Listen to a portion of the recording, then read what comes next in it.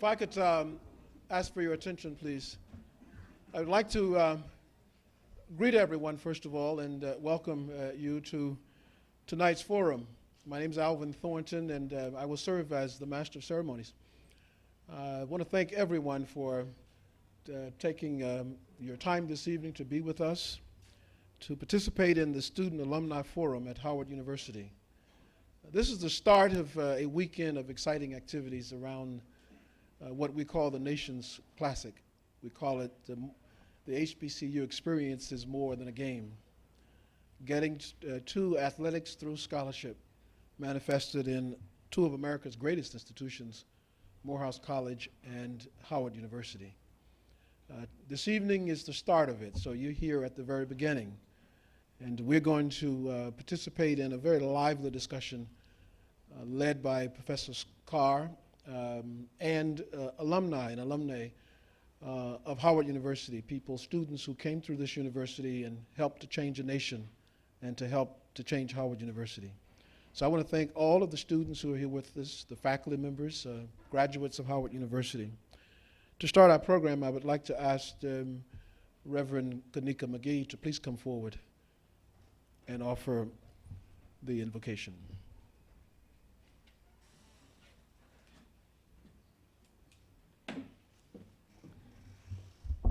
O Holy One, we have come to this place to celebrate knowledge, education, scholarship, service, athletics.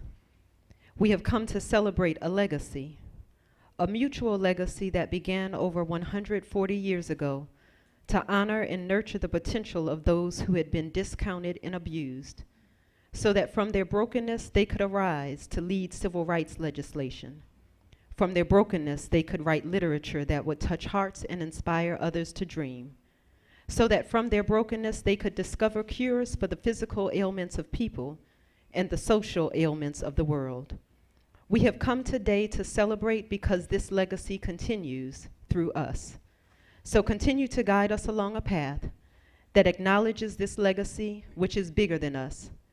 Equip our president and trustees, our administrators and faculty, our students, our alumni, and our community to rise up in the spirit of those who have stood since 1867, to accept our responsibility as leaders in truth and service, to proclaim our heritage as scholars, and to be a light for good through our gifts and our opportunities. Amen.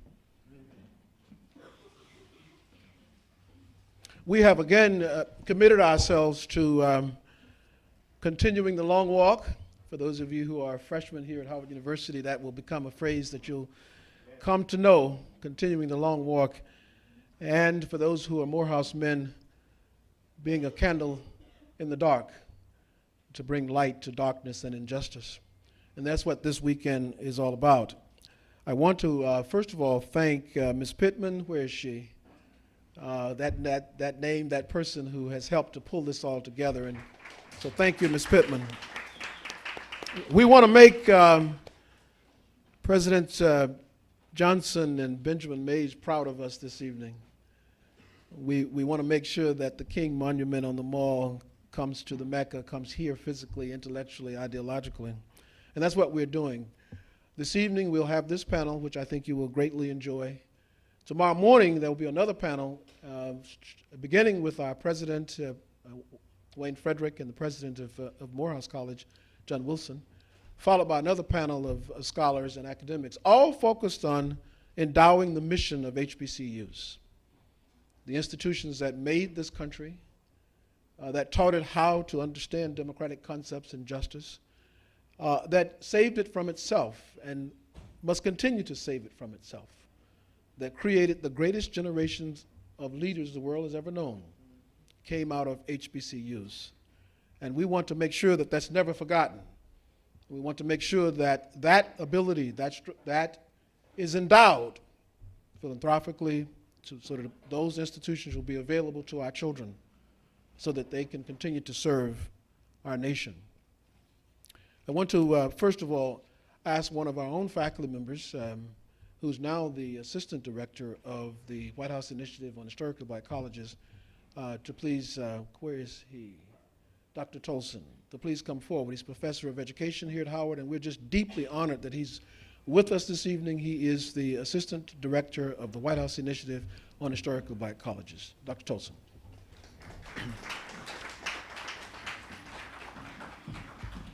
Thank you. Small correction, I'm deputy director. That sounds a little bit better than assistant, right? All right, so thank you all for bringing me here to bring greetings. It's always great to come back to Howard, where I served 9 years before President Obama appointed me to become the deputy director of the White House Initiative on HBCUs. And it was because of my experiences at Howard University for those 9 years, and previous to that at Southern University in Baton Rouge for 3.5 years, that gave me the type of background, credentials, and experiences that made it fit for the person who occupies the highest office in the land to identify me as someone who would be an integral part of this team. Now, being an HBCU faculty member, a lot of times we hear about certain perceived disadvantages. But ever since I joined the faculty of an HBCU, what I found is I've been in an environment that cultivated my creativity in ways that I would have never been able to achieve at a predominantly white university. I've seen my peers be confined to certain types of experiences, certain types of journals, certain types of community activities, where when I was at Southern University and here, they encouraged me to go out into the community. They encouraged me to write novels if I need to express myself that way. They encouraged me to write research reports, think tanks and foundations. And these are the types of things that gave me the types of experiences I need. Now, being in the position I am, I'm constantly pulling information about HBCUs. So if you ask me about any HBCU, I can tell you whether they're on solid footing right now, or I can tell you whether or not the ground is shaky underneath them. I can tell you about the universe of HBCUs and where we need to strengthen and where we are strong. But I want to tell you about a stat that I recently derived from the National Science Foundation, because I thought it was very intriguing the way that these numbers played out. So the National Science Foundation came out with a list of the top 50 institutions for producing graduates that go on to get their PhDs in science and engineering. The top 10 of that list was all HBCUs. Howard, of course, was number one. But we're also joined by other HBCUs, some of them you have heard of, like Hampton University, Morehouse, and Spelman. But we also had some state universities on there, like Southern University in Baton Rouge, Louisiana, and North Carolina A&T. So that was the top 10. Once we go beyond the top 10, I saw some other HBCUs like Jackson State University, but I also saw some predominantly white universities, including Harvard, MIT, and Stanford. Then when I looked at the entire list, all 50, 21 of the 50 were HBCUs. And the 29 that was not HBCUs, all but 4 had a Carnegie classification of very high research activity. Now, the only universities that get a Carnegie classification of very high research activity are very elite Ivy League universities and big state universities. So these are the most competitive universities that's out there. The 4 that didn't have that classification that wasn't an HBCU was Temple University, 2 CUNY schools, and University of Maryland, Baltimore. All the rest were elite schools. Then I also noticed who else wasn't on that list. There are some very large universities down south that enroll lots of black students. Let's take Georgia State University, for instance. Georgia State University has more than 10,000 black students. That makes it larger than the entire Atlanta University Center. Yet every single institution in the Atlanta University Center, Morehouse, Spelman, and Clark, had a school on that list, yet Georgia State University did not. Now, in order to make it to the bottom of that list, you need to produce 35 black students who go on to get a PhD in science, including the health sciences and engineering in a 10-year period. And you have schools that have 10,000 black students that didn't accomplish it, yet we have HBCUs with 2,000 black students that can accomplish it. We need to give HBCUs a round of applause. So I want to close with this. A lot of times I get frustrated by people who constantly look at the stats related to HBCUs and compare them to Harvard and Yale. Look at what the black students at Harvard and Yale is doing. But after seeing information like this, I find that that is the only fair comparison. Because when it comes to educating black students, you have to be the best predominantly white university to compare to the average HBCU. Thank you. Thank you so much, Dr. Tolson. I want to remind everyone that this is being streamed to the world. And that information that you just provided makes it very, very important for the world to hear that, because there are stereotypes out there about our schools that are actually very incorrect. So thank you, Dr. Tolson. I want to now, I was looking for Chris Washington. Is he here? Chris is the leader of our National Alumni Association. He's not here. Okay, okay. Now it is time for us to bring forward the panel that you've come to hear. And I want to ask the moderator of the panel, one of our most distinguished professors here at Howard University, to please come forward. He's Professor Carr, Professor Gregory Carr, who's chairperson of our Afro-American Studies Department, among other things, and professor at our law school. Professor Carr. Professor Carr will introduce the panel and moderate the panel. Thank you, Dr. Thornton. Good evening, everyone. This is, as students know, I'm quick to say something is historic. This is historic. Huh? Who? Okay. Oh, yeah, wait a minute. Yeah, exactly. I think we need the president of the Howard University student body to offer welcome, right, before we do anything. Where is Brother Leighton Watson? He's in this room with all these HBCU presidents. Can we have a round of applause for your student body president, Mr. Leighton Watson? Thank you, Dr. Williams. Exactly, because I done looked down and saw that in a minute. This brother has been very busy the first month of school, as you can imagine. You may have seen him all over the world, but he's here in person tonight. Thank you. All right. Absolutely, absolutely. Appreciate that. No, it's all good.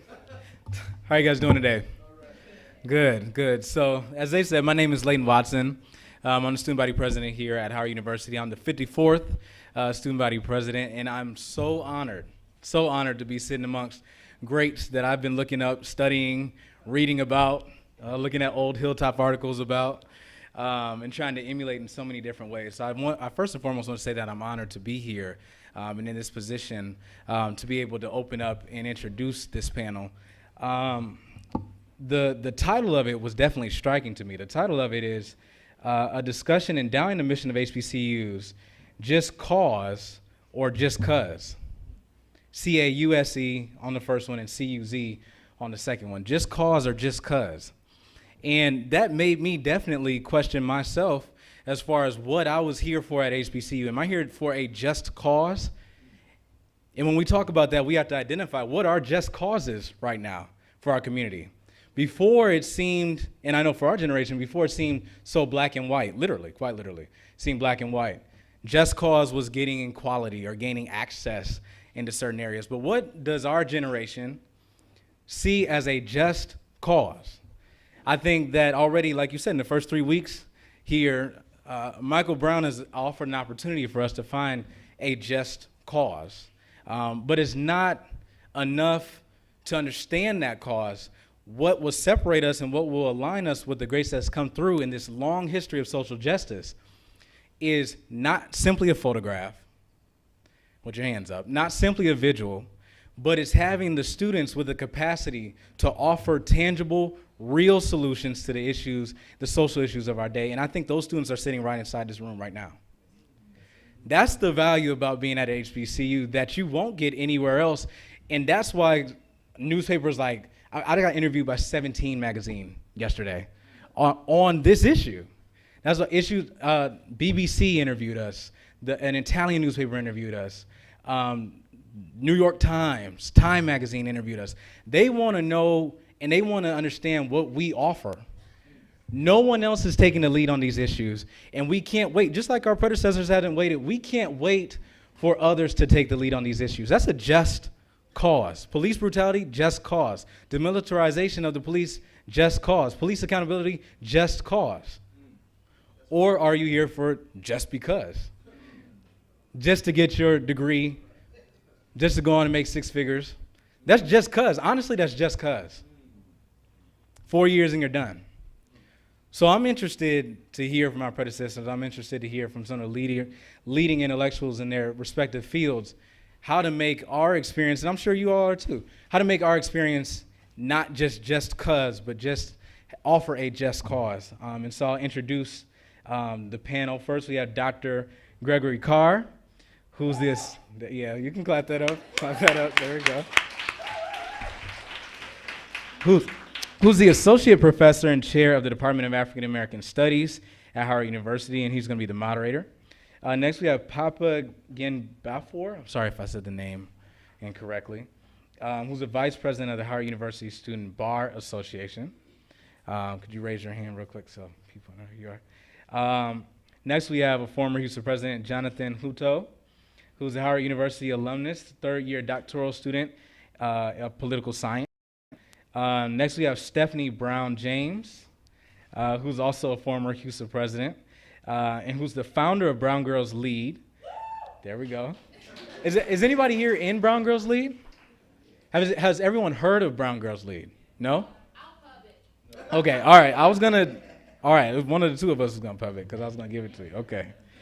And then we have April Silver, who I had the pleasure finally to meet, who's the founder of Aquila Work Songs, Inc., and who's also a former Houston president. And I think there's time for the panelists to come to the stage. Okay, and I'm going to pass it to Dr. Carr. But thank you all, and I hope to have a great discussion. Okay. All right, everybody. Now everything is in divine order. Just want to make sure that Brother Washington come in. Did Chris Washington make it yet? Maybe we'll get him to close out when he comes to President of the National Alumni Association. I wasn't nearly as articulate as Brother Watson when I was student body president at one of those state colleges. Brother Tolson and I are state college HBCU Negroes, so we're happy to be here among you. But and in his case, making sure that black colleges, as he has so eloquently done today and demonstrated, are represented on the national and international stage. I always want to thank you, brother, from a Tennessean to a Louisianian, two Africans trying to work in that field and do this work. Thank you, brother, always. Now, as you heard from Mr. Watson, there's a lot of firepower in this room, and we deliberately put this panel together, and so there are going to be some questions we ask, and then we're going to really open this up. I mean, there's many people in the audience who longtime black college major figures. I want to mention one in particular because we have several generations of students who've taken over the administration building over the ARC. So just to take it back to the Student Nonviolent Coordinating Committee, one of the leaders of SNCC, and in fact one of the great student body leaders of all time is here with us, Dr. Timothy Jenkins. Dr. Jenkins, could you raise your hand? So I'm just letting y'all know this goes all the way back into the space. There's no way for this space not to have been perfect. For those who, particularly the freshmen who are here, what you're about to witness is unprecedented. Some of you all who were sophomores and older who were here in the spring when the students that April Silver and the Black Nia Force brought together to put together the work of the late 1980s, met across the hall here at the Blackburn Forum. I've never seen so many dashikis when school started in my life, and I know it was a direct result of what you all said. Brother Watson has introduced our panelists. I hope you all will indulge me, particularly for the folks who are watching, and we're live streaming. I guess if you go to the Howard website, right, Ms. Mann, thank you, Rachel, www.howard.edu. So those of you on social media, y'all tweet this out, get it on Facebook, let people know to tune in, because this is unprecedented. I hope you'll indulge us to say a little bit more about each of our panelists and have them come up. Ms. Pittman, I think you want them to come up one at a time, right?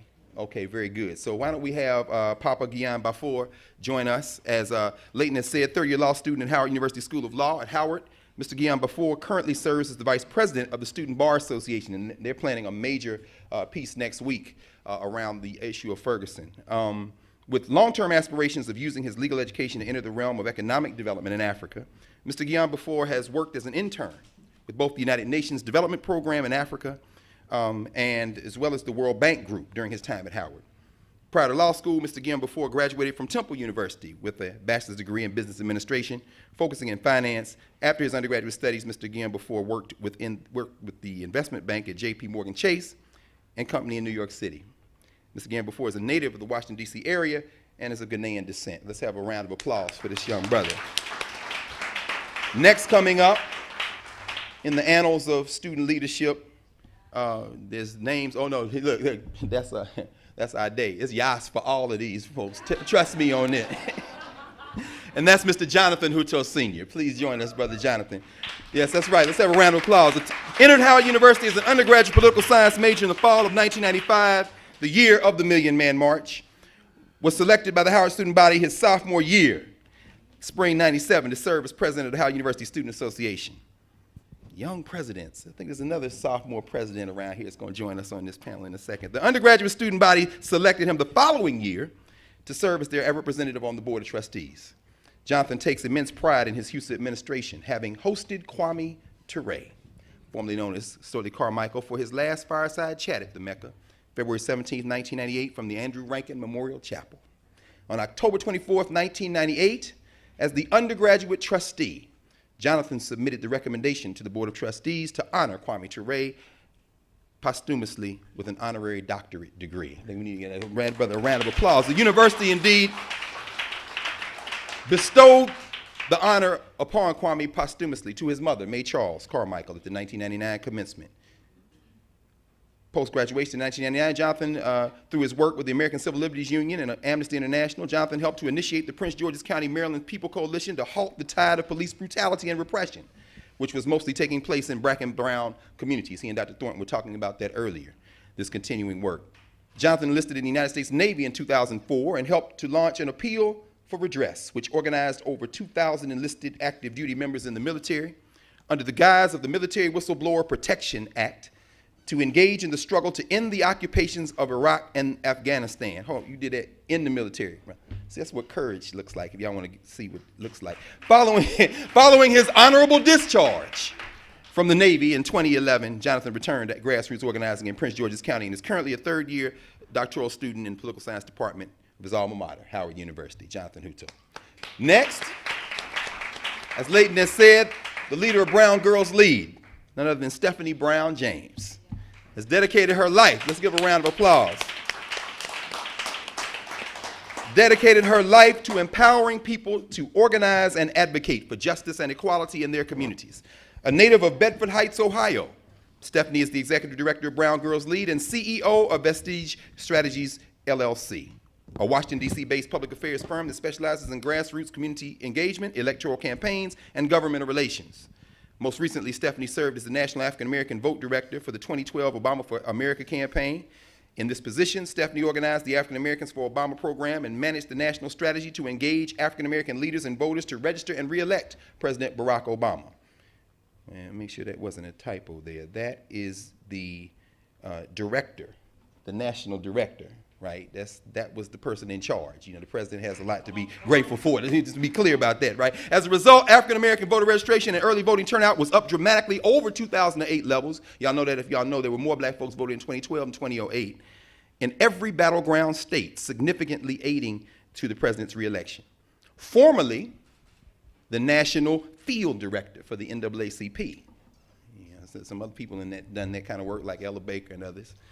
Stephanie developed and administered the national field organizing strategy for the NAACP's 2,200 adult branches and youth units in 48 states and the District of Columbia. Concurrently, Stephanie served as the national director for the NAACP Youth and College Division, representing 23,000 youth under the age of 25 around the country. Additionally, Stephanie served as program coordinator for the Stopping AIDS is My Mission program, an HIV/STD prevention education program targeting over 500 African American and Latino youth in Cleveland, Ohio. A 2003 graduate of Howard University, Stephanie is the founder and executive director of Brown Girls Lead and is the founder of the Harvey and Dolores Brown Scholarship Fund and a member of Delta Sigma Theta Sorority Incorporated. And I know these Deltas going to start set tripping. Stephanie has received numerous awards and recognitions, including the Griot 100, 2013 honoree, the Root 100, 2012 honoree, Young and Powerful Group's 2012 National Trailblazer Award, Essence.com's Top 10 Emerging Political Leaders of 2010, Howard University School of Business Young Business Leaders Award 2010, and Ebony Magazine's 2007 Top 30 Young Leaders Under the Age of 30. In 2011, Stephanie was inducted into Distinguished Alumni Hall of Fame at her alma mater, Bedford Senior High School. Let's have a round of applause for Stephanie Brown James. Now, I didn't see it here, but I think when we met up, you were the president of the student body at Howard University as well. Were you a sophomore when you were president?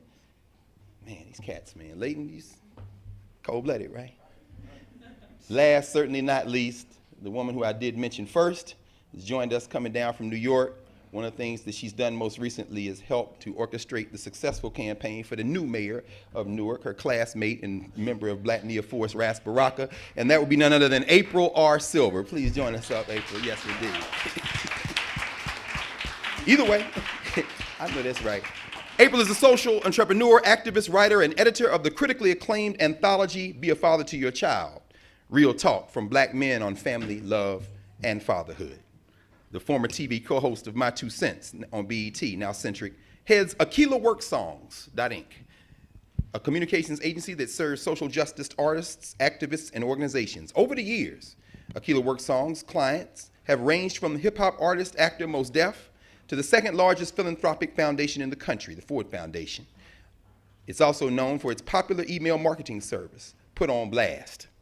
For her opinions and service to the community, Silver has been honored across the country and has been profiled or quoted by CNN, Essence, Time, Newsweek, The Post, Ebony, Jet Magazine, and Miss Magazine, among others. She also serves as weekly media panelist for WBAI Radio in New York. Many of her writings can be found at www.aprilisms.com.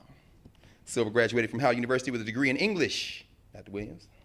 While there, she co-led the historic student protest of 1989. Indeed. Afterwards, Silver was elected as student body president. This thing's gonna collapse under the weight of all these Negroes up here. During her administration, she co-founded the country's first hip-hop conference. It's very important for the world to understand that that whole conversation started right here on this campus, which birthed the hip-hop education movement.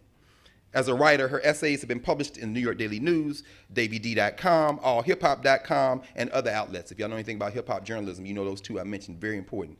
Silver also has lectured over 200 venues, from University of Wisconsin to public schools, and as an activist, she co-founded or has founded grassroots organizations dedicated to social justice, such as CoMotion, Hip Hop Speaks, Reach Hip Hop, and others. April R. Silver. Glad to have you. All right. So we will now get to work. We will continue our work. 7:35. We actually did pretty good, Dr. Thornton. All right. So y'all get prepared, because I'm going to throw out a couple of questions to our panelists, and more importantly, you all are going to ask them questions, and the world is going to engage in this discourse. This is our 4th year, is it, Dr. Thornton, Ms. Pittman, of the Howard Morehouse Symposium. We understand it is more than a game. We understand we play on Saturday, but the whole idea of putting this together is what this room is about tonight, as Dr. Thornton said. Our Morehouse brothers and our Spelman sisters are en route to join us. And so we're going to rep for them tonight and empty it out into tomorrow with some real momentum. So if there's anything left of Blackburn Center in the next hour and a half, I suppose the world will witness if there's anything left. So let's just start. Leighton, you did such a good job of framing the panel. I don't need to repeat any of that, brother. So I think I can go right to the starter questions. And we had questions with certain panelists in mind, but I think I'm going to just probably, whoever wants to take this question can take it, and then we'll move from there. What leadership perspectives, orientations, and styles of, wait, no, let me stop. I think what we said was we allow y'all to do some opening remarks, maybe 5 to 7 minutes apiece. It's up to you all. We can go straight to questions, or we can talk, you can talk a little bit about, how you want to think about the topic. Would you rather go and make some remarks, and then we go to questions after that? Yeah. Whatever it is. You know what? Exactly. Stephanie said, I'm going to defer. I tell you what, April, would you mind maybe giving us, 3 to 5 minutes, maybe 5 to 7 minutes, something about, how you view this question, HBCUs, just cause or just cause? Thank you very much. Of I course. just want to The answer is yes, but I just want to express my joy and my gratitude of always being able to come back home. It's always an emotional experience for me because I grew up here, essentially. That's how I view it. But I also want to just put some historical context on what this week kind of represents. September 9th was the 80th birthday for Sonia Sanchez. She just turned 80 on Tuesday. September 9th is also the 8th month since the passing of Amiri Baraka. And so I can't be at Howard with those milestones and not mention those two people. Just by show of hands, just because I'm curious, how many people are familiar with who I speak? Sonia Sanchez, I'm so happy most of the room raised their hands. So in terms of context, the language that I have, the ideology that I have, the activism work that I do, every word that I speak was shaped because of artists who came here. Amiri Baraka, you know, was a student here. And so I learned from them. So it's important for me to just put that in, given this milestone of what this week represents, because as you know, January 9th was the passing of Amiri. So I think it's important also to talk about, to your question, just cause or just cause. Both exist at Howard and always has and always will. When we were here at Howard, I entered Howard in '86. I'm a native New Yorker, but I came to Howard from Los Angeles. We had, at that time, the Alphas and the Greek-lettered organizations were battling some of the more progressive organizations on campus like Ubiquity. This was before Black Name Force was even formed. And you had different points of views and people coming to, quote unquote, the Mecca for different reasons. So that's a given. What I am struck with is the will or the lack of will of students at HBCUs at Howard. I had a conversation recently, I think you were included in that conversation. It's amazing to me that we can have the gathering of so many resources, so much talent, so much intellectual wealth, so much social currency over the years, that's just not now, but over the years, but we don't will that, in my opinion, enough for us as a community collectively to be better than what we are. Because so many of us are here for superficial or simplistic reasons. And so that's always an option, right? But to come here and to not leave the campus, your relationships, your family, your vision better and cleaner and more elevated than when you left, I think is problematic. And I think that's only a question of will. It's not a question of whether or not we have enough money from, or you know, what the budget is, or the infighting that happens. It's human nature, so all of these things are just a given. But I think what we have to put on the table and examine and deconstruct is the will or the lack thereof. I don't think we have made a decision collectively to elevate our institutions, let alone our private lives. And when I was here on campus, we always talked about the reconciling the difference between what you say at the mic when you're at the podium, and now that platform is social media, and how you conduct yourself when no one is looking. We always talked about reconciling and closing that gap because it makes a difference. It makes a difference. There's a lot of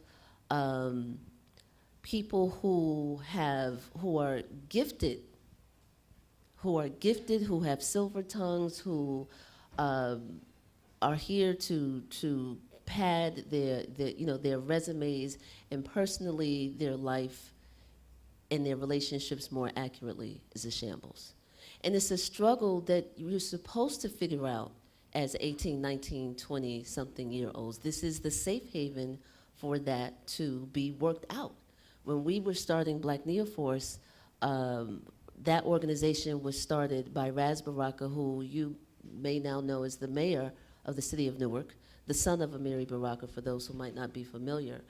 We fought like cats and dogs every Friday, Douglas Hall, room 116, about ideology, strategy, which, what not to do, and whoever was sleeping with whoever else in the room, or, all of that mattered in terms of how we worked with each other, our willingness to learn from each other and grow.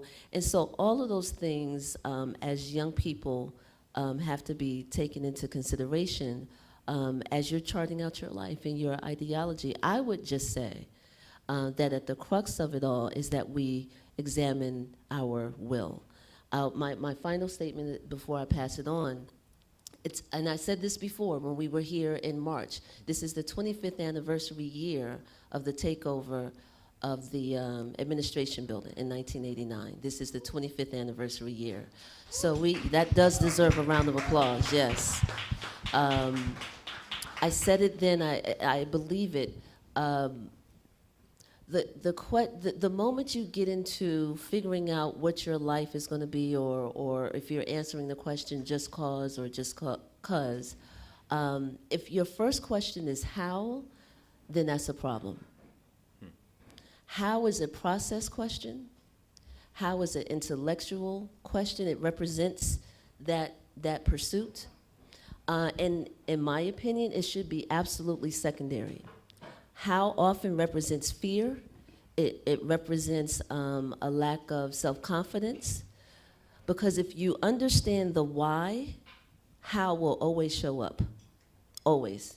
If you understand the why of why you're here, why you chose to go to a HBCU versus any other kind of institution, why you chose whatever your major, whatever, if you can articulate and align yourself with what the why is, I promise you the how will show up. People look at us and cannot figure out, I'll pass it on, I'm sorry, after this, and I'll be quiet.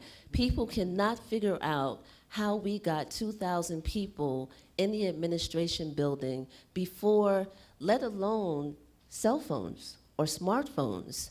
We didn't have email. We didn't have beepers. Well, they were called beepers then. I'm showing my age. We didn't have that technology. People can't figure out how did we get 2,000 people to do this work, to shut down the university for a weekend.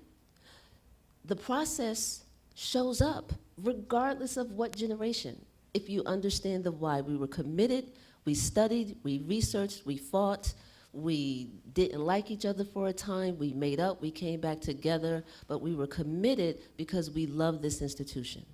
Sonia Sanchez gave me the language that changed my life forever. When we fought, people didn't understand why we shut down the school, why we were fighting, and we were all supposed to get along. And she said, you have to fight for what it is that you love because you love it. That is why you're resisting the status quo. That is why you're resisting the structures, the things that would seek to destroy love. That is precisely why you're fighting, and you make sure you tell them that. So on that note, I'll pass it on. Thank you, April. Oh. Either one. Y'all can go in whatever order you want. Remember, we're live streaming at www.howard.edu. Go on the home page and click, for those of you all telling folks around the country, because folks around from HBCUs all over are watching this for these lessons. So thank you. Please, Jonathan. I'll make my comments, my opening statement very brief. I was inspired by April Silver and Raz Baraka. I was a 12-year-old 7th grader at Wadsworth Elementary School in Decatur, Georgia, watching the takeover. My mother sat me down to watch the takeover, and she was so enthused by it. My mother, an extension of the decade of the 60s, a graduate of 1969 Atlanta University, at that time, Clark College. And so the issue at that time, and we won't have to go into the entire crux of what the issue was about, but it was an issue where our dignity was at stake. It was an issue where our self-respect was at stake.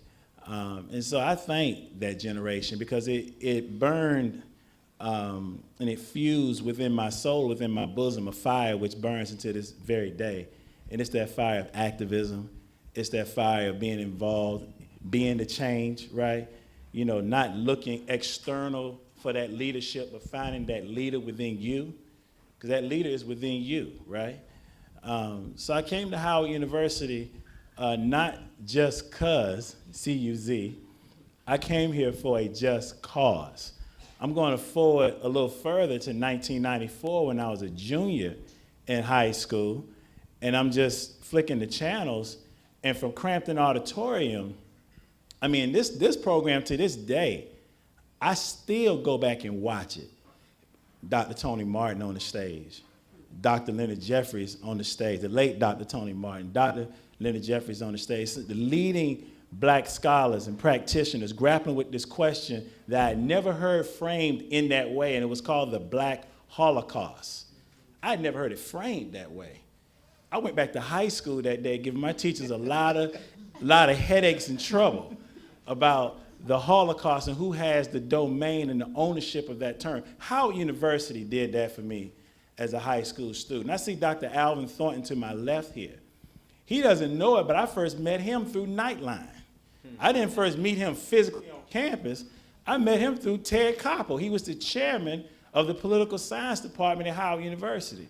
And so through the activism of April and Ras and Black Nia Force, through programs that I saw at Crampton Auditorium, through the intellectual discourse that I saw Dr. Alvin Thornton engaging in on Nightline, through the scholarship of men like the late Ronald Walters, Dr. Ronald Walters, who chaired that department for decades and laid a foundation for black political scientists, who went out and actually not only did the scholarship, but the practitioning work, not only a doctor of political science, but also the chairman of the Prince George's County School Board, actually brought me to Prince George's County. I thank him immensely for that.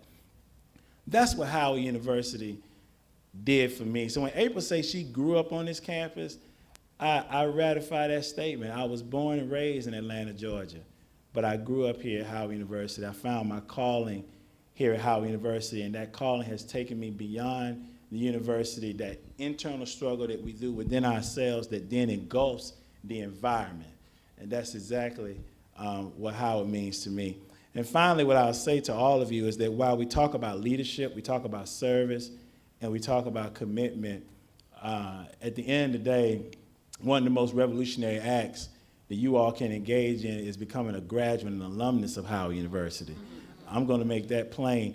Mr. Glegg Watson, if he's still with us physically on the planet, he was chief executive at Xerox on the board of trustees of Howard. When he talked about Kwame Ture, formerly known as Stokely Carmichael, he never talked to me about his revolutionary pursuits, his activist achievements, his passion for the people. He always talked to me about the scholar he was.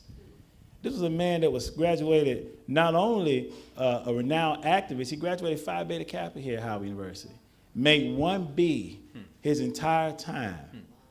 So I didn't graduate summa, magna, or even cum laude. I graduated, thank you, Lord. I was glad to get that degree. And with that, I'm going to pass it on to my sister, Stephanie Brown. Thank you so much. All right. Thank you.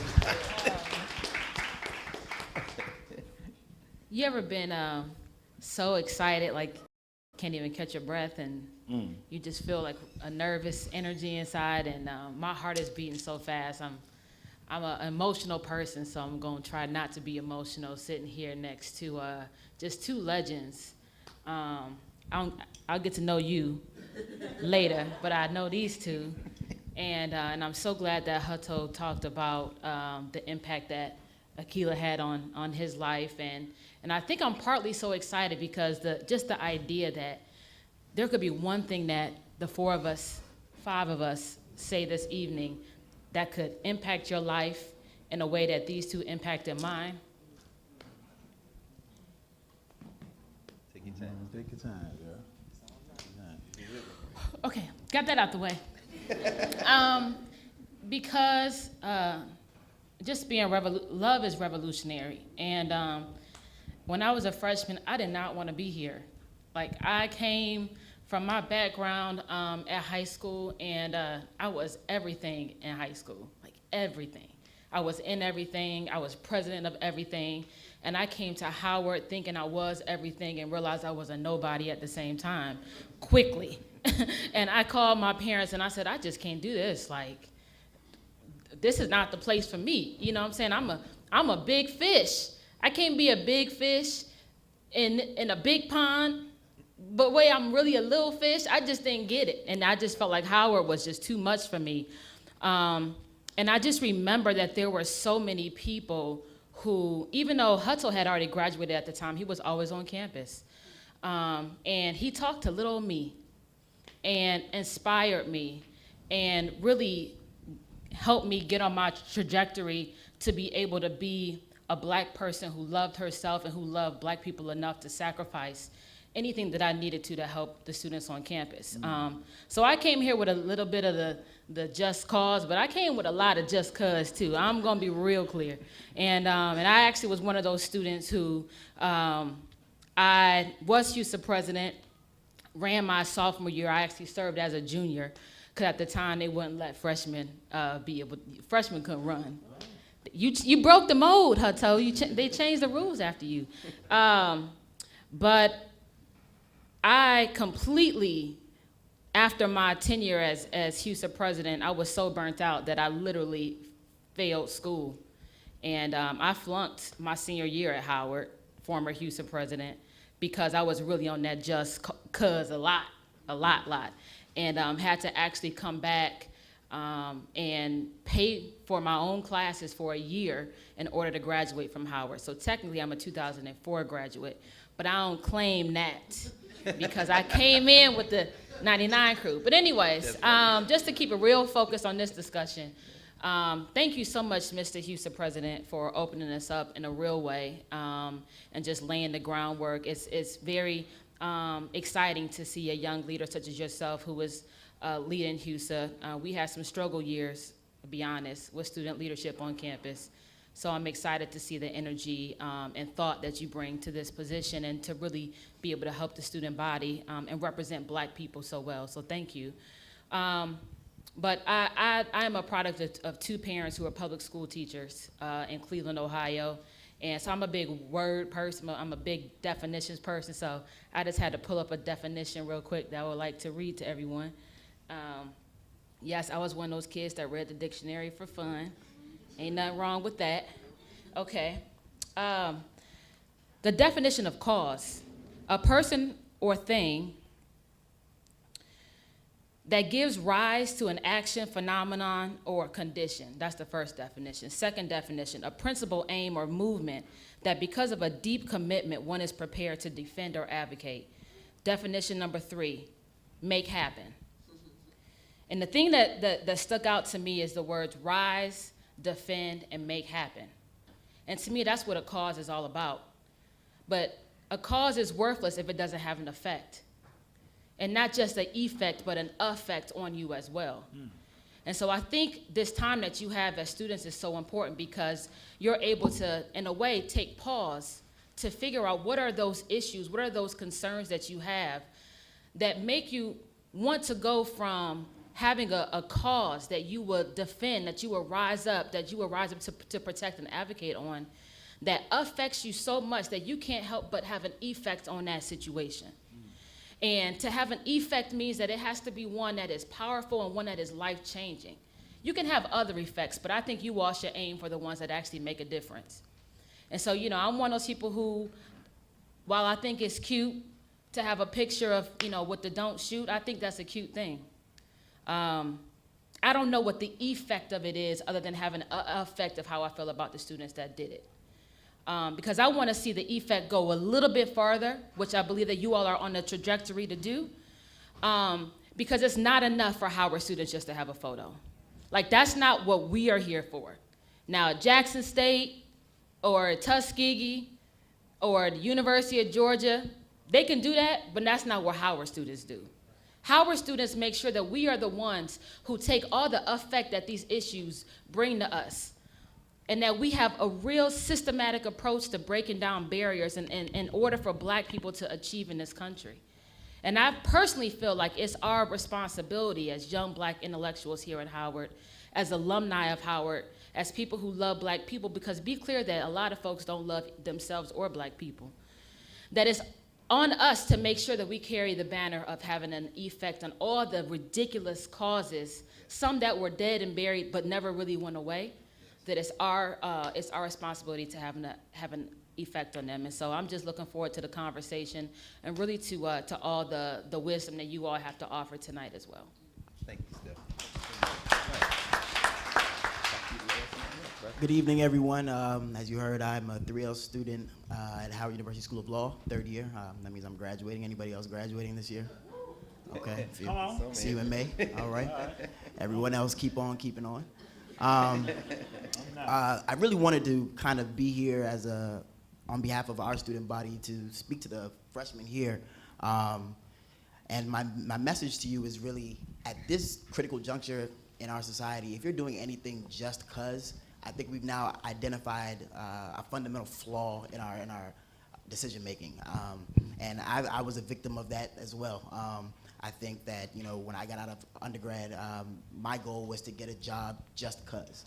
My goal was to use my finance degree and try to get to Wall Street as fast as possible just 'cause everybody else was doing the same thing. But it wasn't until I came to Howard University School of Law and I learned about all of the great people that actually led as the beacon of the civil rights movement that I realized that I had a just cause in being here. And I think that it's important for all of us to understand that this space that we're sharing is hallowed ground. And own that, really own that, and always remember to protect our brand.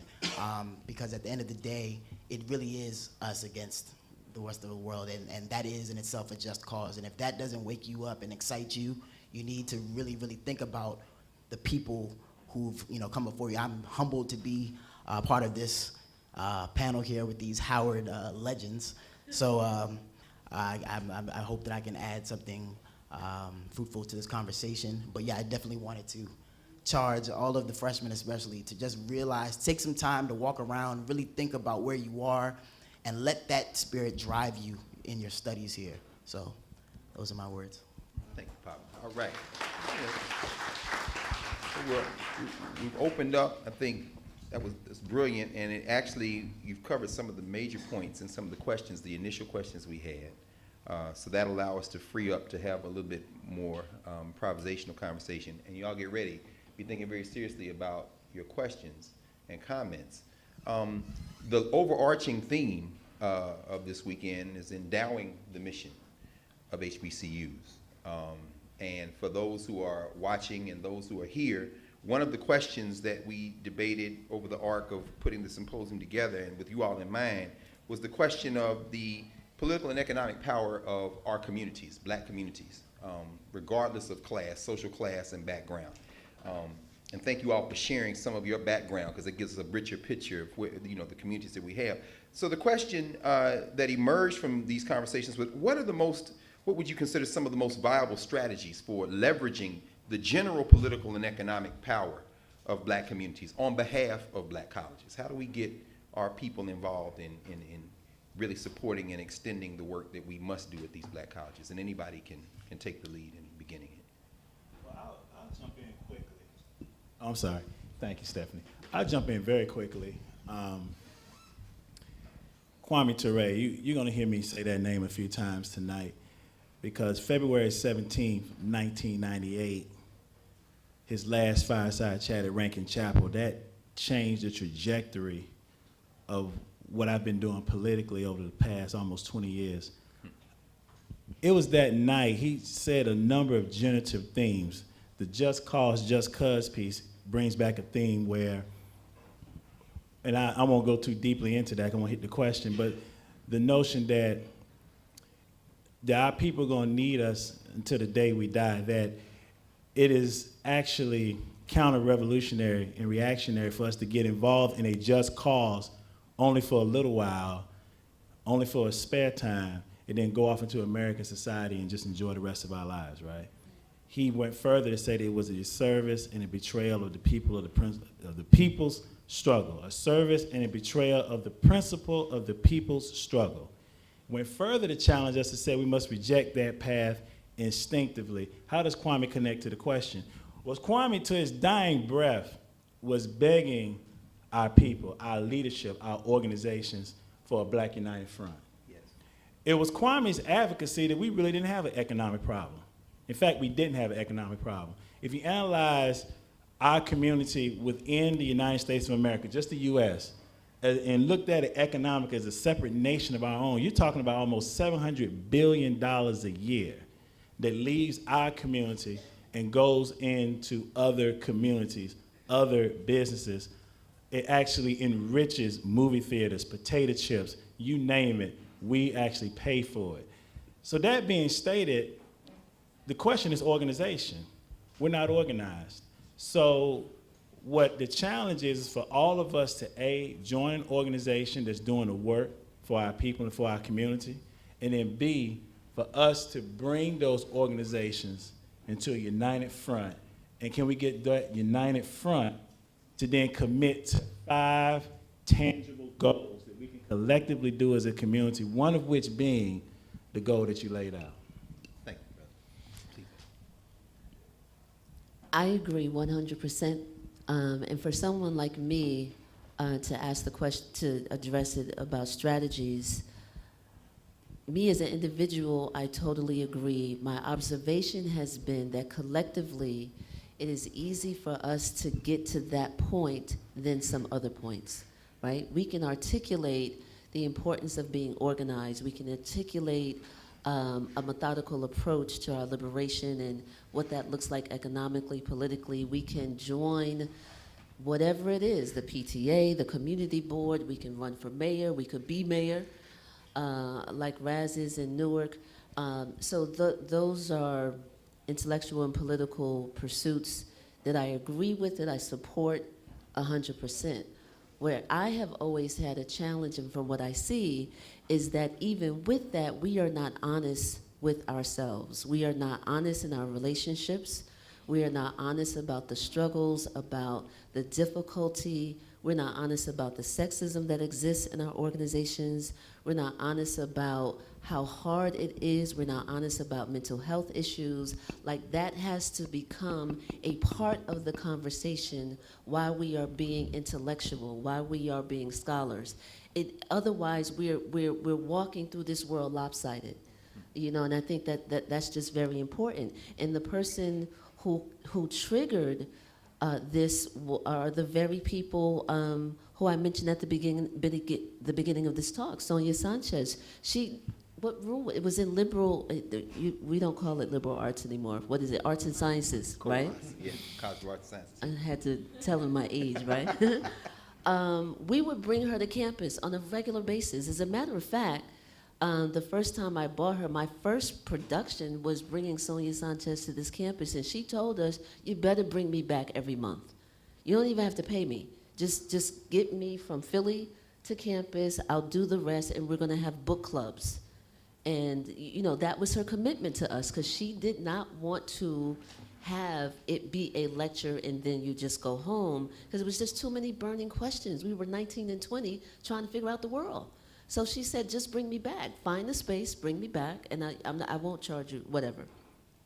It was in one of her sessions with us when she said, you gotta deal with your egos. You gotta deal with the fact that all of you think you're smart because you're at Howard and not considering the ones that you left behind. You gotta deal with the sexism in your organizations, because if it's an organization of 20 people and 15 are in leadership and they're men, that's a problem. You've not deconstructed enough. So those are the kinds of things that I think are important. I know when I first got to Howard, like you, I was completely overwhelmed. I sought counseling. It was too much. I was overstimulated. I loved Black people, so I thought it was gonna be cool, but it was too much. I went straight to counseling. And if we're gonna be honest, it didn't help. You know what I mean? Because the person who was, I was a freshman, so the person who was assigned to deal with freshmen who are overwhelmed, you know, go to counseling, she wasn't articulate. She was here just 'cause she wanted to get a check.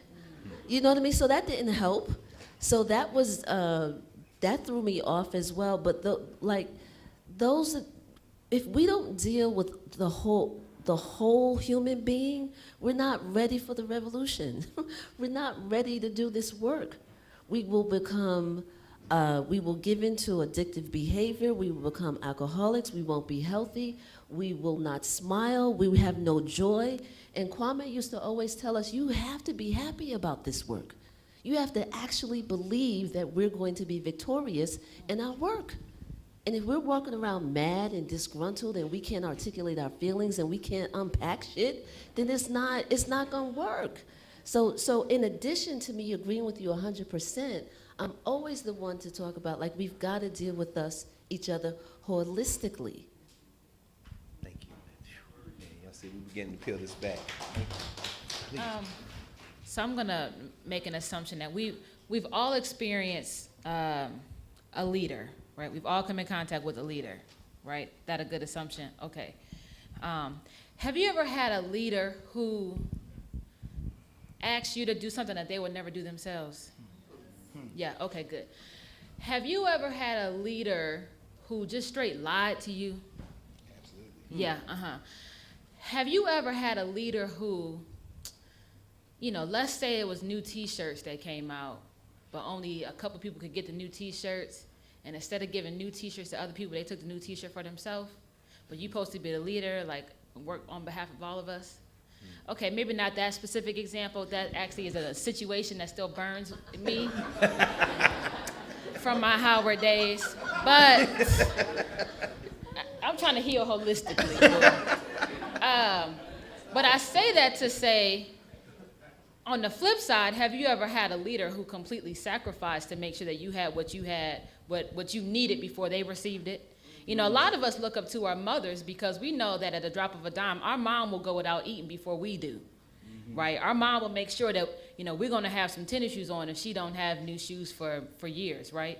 It's not so much that that's our mother or our father, it's because we understand that they look out for us more than they look out for themselves. And I think that what we do need is leaders who are willing to do that. The same thing goes for institutions.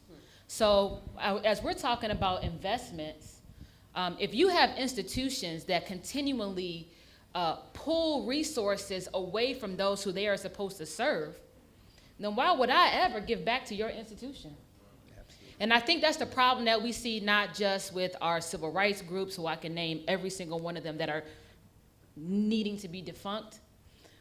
It's the same for our HBCUs. It's the same for our churches. The primary institutions that have held the Black community down are now seen as parasites in our community. And so therefore, you have literally both old and new generations of Black people who feel as though they have no anchor to organizations because the organizations are literally dragging them under. So the question is, what do we do? I think one thing is that we do have to be honest. We have to be honest with ourselves about what we're willing to contribute and what kind of leadership role we want to play. Because we can't always just expect for somebody else to run for office and create the solutions, right? So that's one thing, is being very honest. The second thing is, in that honesty, be willing to make tough choices and hard decisions. For example, Howard just picked a new president, right? What's his name? What's his name? Wayne Frederick. Dr. Wayne Frederick. Okay, all right, let's get it together, folks. Dr. Wayne Frederick is a new president. You could have a new great leader, but if your board sucks, How about that? How much good is really going to happen? And sometimes there has to be hard decisions that are made to, everybody not ready to ride the bus to freedom. That's right. And if you the driver of the bus and you ain't ready, then we need to get a new driver. Yes, sir. And so I just think that it's important that for us to be able, and especially as alumni, as current students at Howard, that we should hold our institutions accountable to making sure that, now I'm not saying that they should drain all their resources and not be sustainable. I believe that we need to have sustainable organizations. But we also need to make sure that we are working towards a place where our institutions can truly work on behalf of those that they serve, especially Black people, and the same with our leaders. It's the reason why a lot of people don't like Al Sharpton. It's because the perception of him is that he takes from the community and doesn't give back. But let's not point fingers at those individuals and those institutions before we do it to ourselves and see, are we doing the same thing in our daily lives? Where your friend asks you for some help tutoring them on their homework and you say, I don't have time because you want to go to the club, right? So it all starts within, but it also starts with the idea that as a leader, it is my responsibility to make sure that I am giving to others more than I'm giving to myself. I want to interject real quick, if I can, Doctor. Oh, no, man.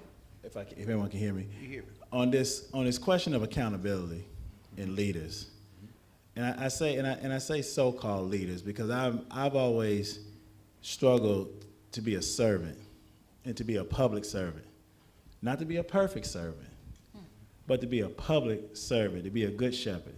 If I was actually in the position, if the collective pushed me in a position to do that, and the other way around, to actually hold the leadership and the servant accountable if I was in that position. I think that we have to be clear in terms of our aspirations, in terms of how we interject that and infuse that into the leaders.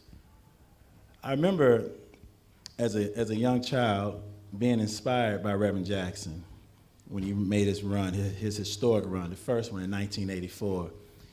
And I remember when the media had jumped on Reverend really bad over this Hymietown incident in New York City.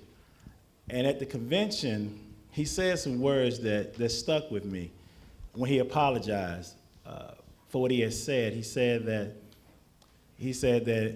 in my little moments, in word, deed, or aptitude, if I've caused anyone discomfort, created pain, revived someone's fears, he said that was not my truest self. He said there were moments, he said, when my grapes became raisins. You know, he had a way of using words. He said, please forgive me. Charge it to my head, but never to my heart. You know, I'm a public servant. I'm not a perfect servant. And then he ended by saying, doing my best against the odds. As I develop and serve, be patient. God is not finished with me yet. I never forgot that, because what he was saying was that I'm offering my service. I'm not perfect. I'm going to make mistakes, and he's made a lot of mistakes, right? He really has, but I love him. I love Jesse Jackson because he had the audacity to challenge a nation, a world, a dream. He had the audacity to challenge this country on issues that now some of which are mainstream. There was a time you couldn't even meet with the PLO. You couldn't even say the PLO. You couldn't even say the Palestinian Liberation Organization, right? I mean, I remember him pushing those issues. So I'm just using him as an example of saying that when men and women rise in our community, whether they project themselves or they're pushed by the community, yes, we should support them, but we should also challenge them. But I'm with Malcolm's advocacy that when we do that, we lock it down within the closet. The whole world does not have to see us battle in that way, because I truly believe, as Sister April brought forward earlier, the vision of Amir Baraka, that it is nation time, and that we are a nation, and that we have to build in that way. That's all I want to say. Thank you.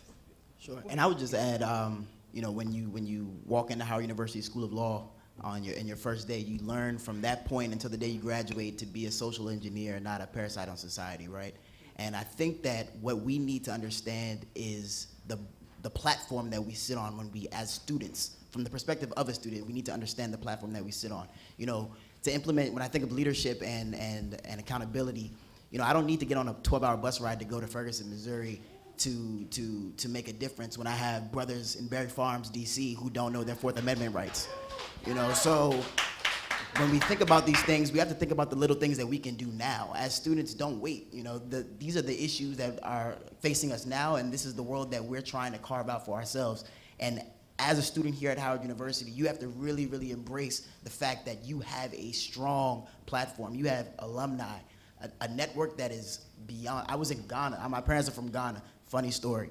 And I was at a small bar, and I walked into the bathroom, and I saw a guy who had a Howard hat, and I was like, hey, you know, you go to Howard? I go to Howard too. He was like, yeah, you know, he studied here in 1970 something in the African American department. And I mean, that's just an illustration of the fact that we have a large, vast-reaching network, and we need to really embrace that to make sure that we can use our baby steps to make a big change.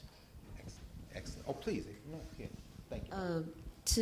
To your point, and the thing that we're talking about being honest, what I was contemplating a moment ago, there's a lack of honesty that we have with our relationship with Howard too, right? Take your time. So we,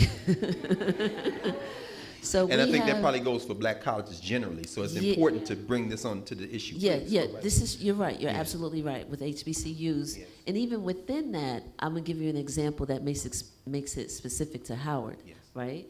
So we have this emotional connection. When we're here, when we're here, I mean, it's just rich. And when you're gone, I mean, people get sick of hearing about Howard. If they didn't go to Howard, you'll find that for the rest of your life. People will be like, enough already. I got it. You went to Howard. So, so that emotional connection is there, and it doesn't correspond to our giving to the institutions, right? Because we give the least.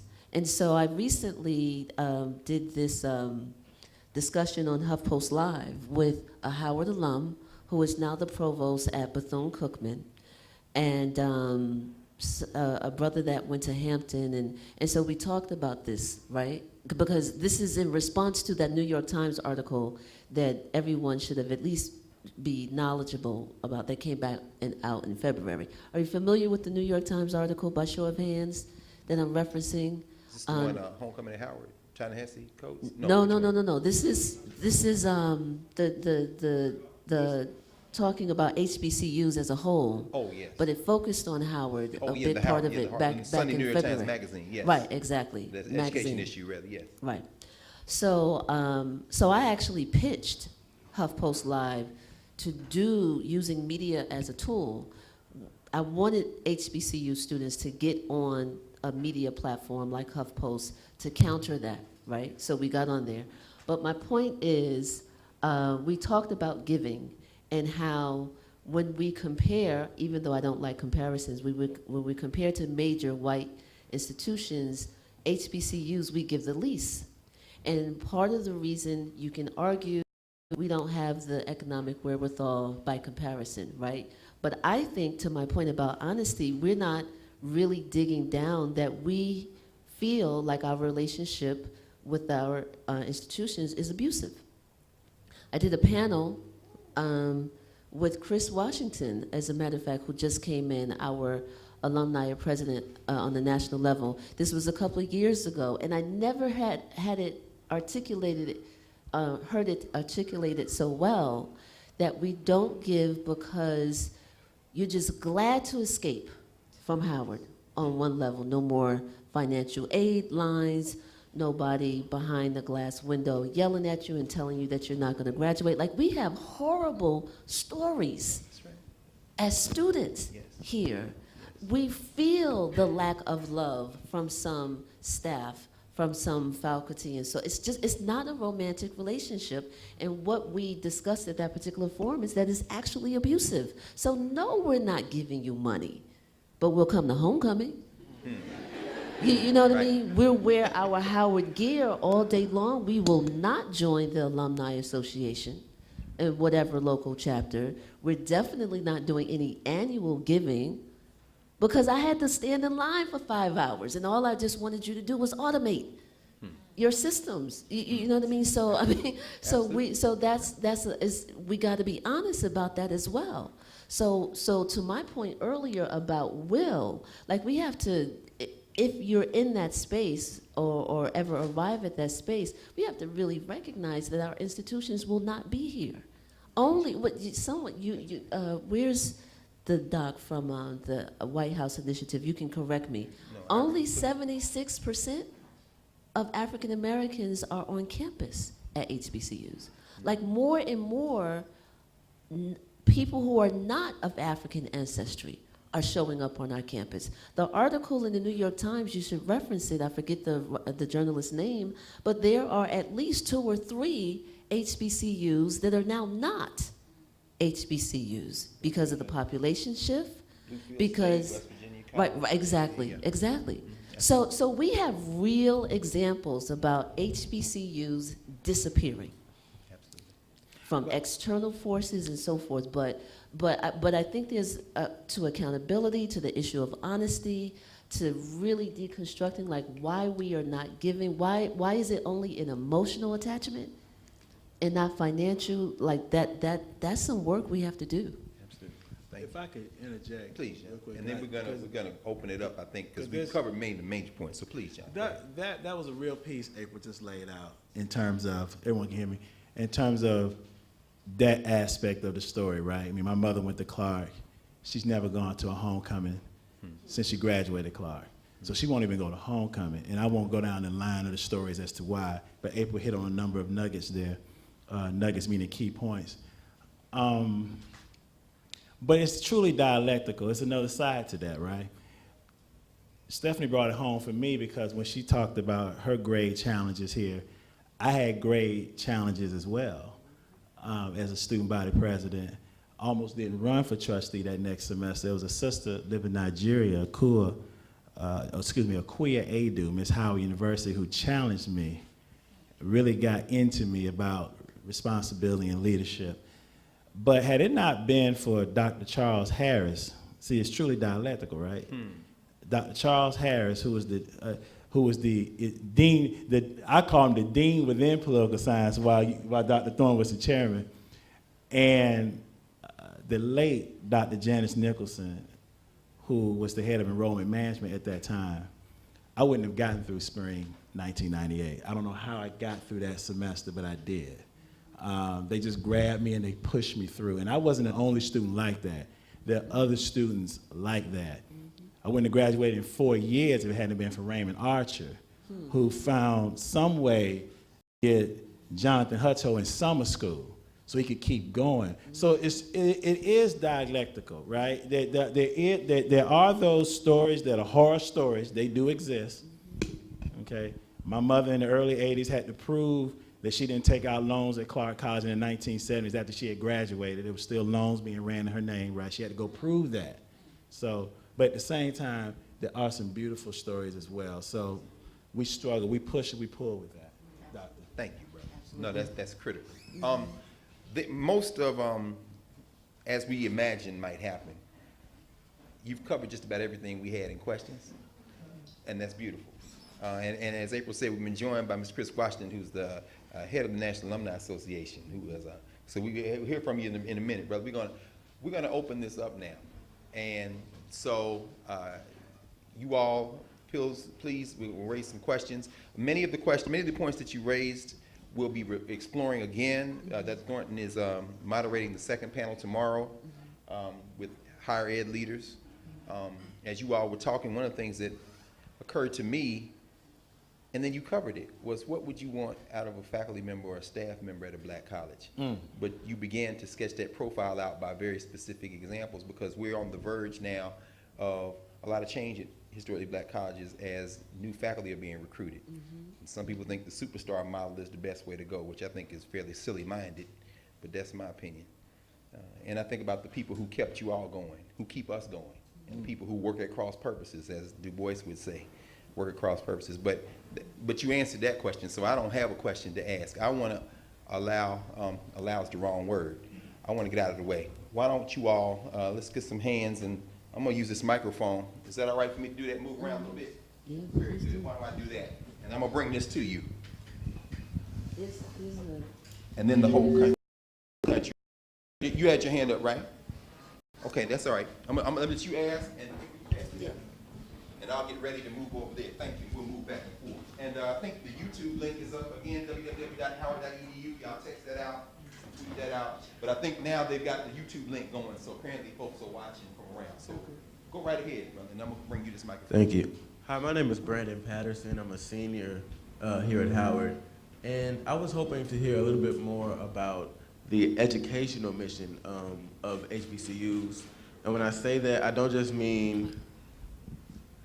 Yeah, speak up. Oh, I'm sorry. When I say that, I don't mean, just educating people to become leaders and go out and work in their respective fields, but I mean the mission as far as a cultural education for students. I guess I wanted to hear from you guys what you see as some of the ways that HBCUs do that, and some of the experiences that perhaps that you've had that you feel that that you have received that sort of education. Well, Well, I'll be very brief. Fall 1995 on this campus was about the Million Man March. When you got here, you was hit with the red, black, and green. You saw the UNIA out front. I didn't even know the UNIA still existed, to be honest with you. I thought it was a historical. I actually saw the Universal Negro Improvement Association right out front of Georgia Avenue. You saw Pyramid Bookstore right up the street from Howard University, Jewels of a Time bookstore, street lectures going on every issue you can think of, activists, organizers. I'm walking across Howard University one day, and the student minister for the Nation of Islam just whispered in my ear, say, Minister Farrakhan is going to be on campus. They're going to be in Rankin Chapel. They're going to declare October 16th a holy day of atonement. I was right there when it happened. Got the proclamation signed. That type of space, however, is not something that can be created from the top down. It comes from the bottom up. I'll give you this anecdotal example. I'm going to pass it on. When President H. Patrick Swigert had a town hall meeting late September, and it was packed, one of the students challenged him on closing the school on October 16th. Said Howard University should be closed for the Million Man March. Well, President Swigert said, and it was interesting, because he said exactly what I'm saying to you. He said, I'm not going to officially close the school. It's going to be open. He said, however, you all will decide whether or not there'll be students in class. I'll leave you with that. If I understand your question about the educational mission, so much of my education and the members of Black Neoforce, the student grassroots organization and community-based organization, yes, came within the classroom, but so much of it came in forms like this. We were in Blackburn on a regular basis. And when Raz and I were I was HUSA president and he was vice president, we used all of our programming money to bring in the people who had inspired us. Dr. Frances Quest Welsing, who you talked about earlier, yeah. We brought her in, Sonia Sanchez. I mean, just whoever spoke to, who could give us life context, in addition to the poetry on the page, the theory on the page, to complement what we were learning. It was so critical because we got a chance to actually engage and have private sessions and ask hard questions and go back and forth. It was absolutely critical what we learned outside of the class schedule, absolutely.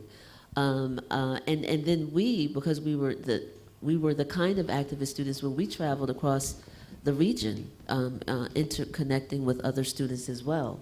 We did a lot of work with Sister Soldier. Before she was Sister Soldier, she was Lisa Williamson. This was before Coldest Winter Ever and so forth. So we had a lot of education in Blackburn. So our education was holistic in that way. And then we organized ourselves every Friday, Douglas Hall, 116, 7 p.m. For years. You know, that's where we were. So the intellectual capital was there, but also programmatically, there was a richness here that was just, and still is. I didn't mean to say was, still is. That's important, and that's part of what you expect from a HBCU. You expect to be able to get the book learning, as my grandmother would say, and what your mission in life is. At 18, 19, 20, you expect to find that. It will, when you're ready, it will appear. And you may go through changes. You may join organizations, get frustrated. You gotta have a high threshold for pain to be in an organization. You absolutely must. But you should expect that.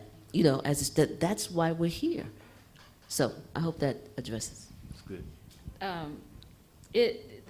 That's a good question, and it made me think. And I was, my Howard education or cultural experience actually came before I even came to campus, because I remember I wanted to go to Morgan State University so bad.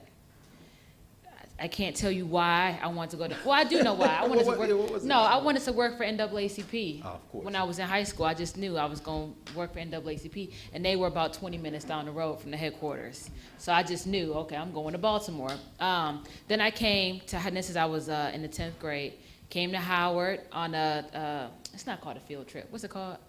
College tour, on a college tour. Which I think is a black invention. I never heard of the college tour before black people started bringing people to historically black colleges. I don't know, but anyway. Because you got to hit all the schools at once. You can't afford Right. to just spread it out. You got to get on that good bus. Anyway, and I came to campus. I think I even had on a Morgan State t-shirt because we had just left Baltimore to come down here. And we're walking around. First of all, I was just struck by the beauty of the men. Lord help me. So that education came real quick. She's pointing over there for a reason. She married one of them and guys. I married a Howard man. Thank you, Jesus. Stand up, baby. This is my husband, Quentin. When you gotta get up, man, everybody gotta see you. Stand up, baby. Stand up. Woo, yes. I digress. Anyway, but what struck me, I had never seen kids who are around my age wearing suits. It happened to be a day that the School of Business students had to wear suits. And just everywhere, black kids in suits. It blew my mind. Come from Cleveland, I had never seen that before, maybe at church. But at church, you can get away with just wearing a little polo shirt, and some slacks. But at School of Business, you had to have on a full suit. The brothers had to have on a tie. And at the time, I didn't know what I was going to major in. And I just knew, okay, 1, look at the men on campus. 2, they dressed really well. And there happened to be, I don't remember now, but there was a speaker on campus. And I remember the students were real hype about, I forgot who the speaker was. So I'm like, man, this is really something. So I decided, I'm going to Howard. And I'm going to be in the School of Business because I'm going to wear me a suit. And that cultural education meant a lot to me because I also, for the first time, I saw Gothic black people. I saw rock and roll black people. I saw the New York fashion show black people. And the diversity of blackness on campus was overwhelmingly beautiful. And so my cultural, education really came in. I can't tell you a lot about what I learned in class. I was motivated at Howard by my organizations, not by the schoolwork. It wasn't the other. I came to Howard to be in organizations, not to get the education. I'll be honest about that. Actually, that's something I learned about myself through Howard, and that is what propelled me to continue to be involved. But I got a PhD in black people. That's how I feel. I feel I was just able to experience so many aspects of we are not a monolithic people and we should never try to be. But yeah, we have a singular mission to be able to uphold ourselves and black folks. So that to me was the most important cultural thing that I think HBCUs also can play a role in this. Very powerful. I totally agree with my panelists, especially the part about black men in suits. So, Yes, brother, yes. so You wear it well. thank you. No, but when I think of the cultural education, I think that I definitely agree with my panelists. It's about the application, more so about what you're learning in the walls of the classroom. I think it's really about hitting the ground and actually doing something. So as a shameless plug, for example, this coming Tuesday, the law school will be hosting a symposium discussing Ferguson and the issues related to it. We'll have Attorney Benjamin Crump, Dr. Margaret Dyson, and some other notable distinguished guests, and we're inviting all of you. Please come and voice your opinions. That's on campus? That's at the law school. At the law school. At the law school. Is Dr. Carr a panelist? Dr. Carr is definitely Okay, a just making panelist. sure. We'll call Iron Mike telling me in trouble. Hey, it ain't a panel without Dr. Carr. No, that's not true. No. So yeah, I would definitely say it's about the application. What are we going to do to actually, be that beacon of change? But then the second question is, after all the cameras have flashed and the smoke clears, then what? A lot of times we do things to look good and we do things to make a fuss, but then the initiative dies. How do we, follow that up with what we're learning and apply that to what we're learning? So I think, as far as a cultural education standpoint, it's really about the application. Thank you. There's some, yeah, we see now, instead of moving around, I think for the camera and for the broadcast, we needed folks to come to the microphone. So go ahead, you very next. And so if anybody has anything to ask, they can come in the line there. Hi, my name is Monet Johnson, a freshman nursing major from San Antonio, Texas. And something that Ms. Brown said that really stood out to me was that the don't shoot post is cute. And also, as your fellow panelist said, we need to do something with our network to make a change and take initiative. And it's obvious that when you guys were in school, you were motivated to take initiative to make a change. As he said, the Million Man March and all that. And I just wanted to know if you guys had any recommendations or methods that we could use to make a change or show initiative in our own way besides of something that's just cute.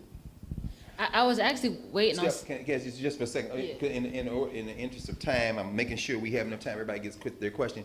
Maybe we could take a couple, and then y'all can respond, if that's all right. Don't forget what you're gonna say. Thank you, Monique. You can stand there, I just wanna make sure that whoever's next can maybe put their question on the table, and then we can see.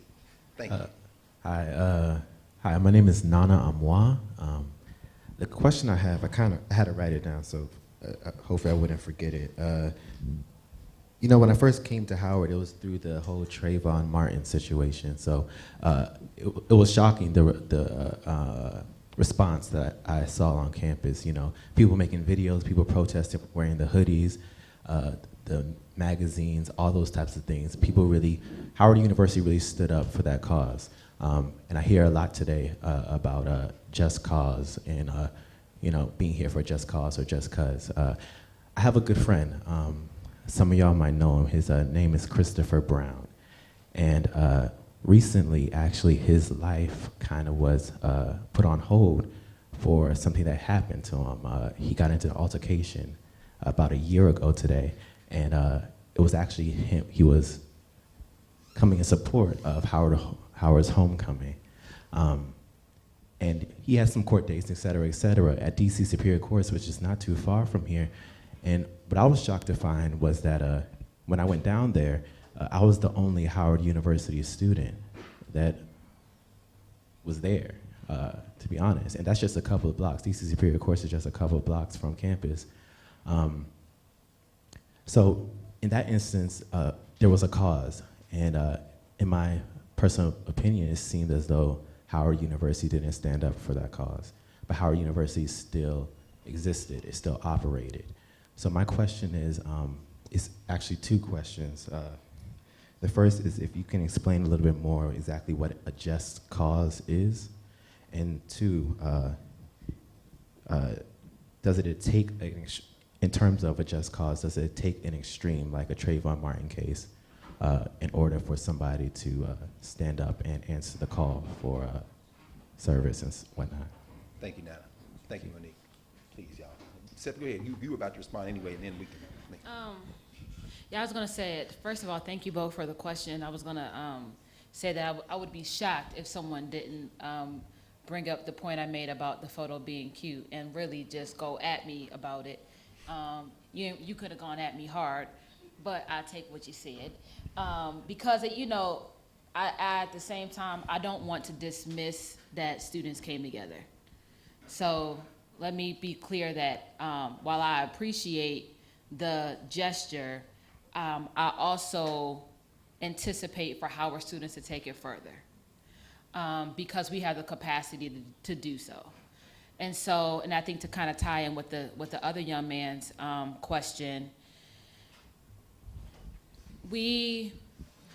Black people, like other people, I mean, all of us as humans, we are oftentimes very reactionary and sometimes not as proactive as we could be, and sometimes can easily get caught up in moments and turn them into movements, right?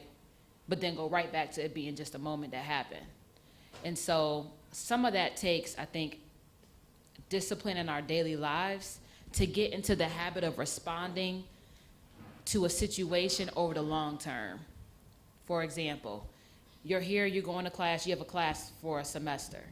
Okay, well, you should probably study more than a couple times that semester for that class to get a good grade, One more right? time, please. Yes. Thank you. Now, it took me a while to take this advice from myself. That's all right, you got But it. now that I know it as a person who had some graduation challenges, you should not wait until the day before the test to study for the test, especially if you know that test is coming or you know that homework is due. I think the same goes for situations and causes in our community. We all know that police brutality is a problem. I'm sure you've probably known that since you were a child. Police brutality is a problem. We know that systematic structural racism, inequalities in the education system or public schools versus charter, we know that there are so many challenges that are in the community.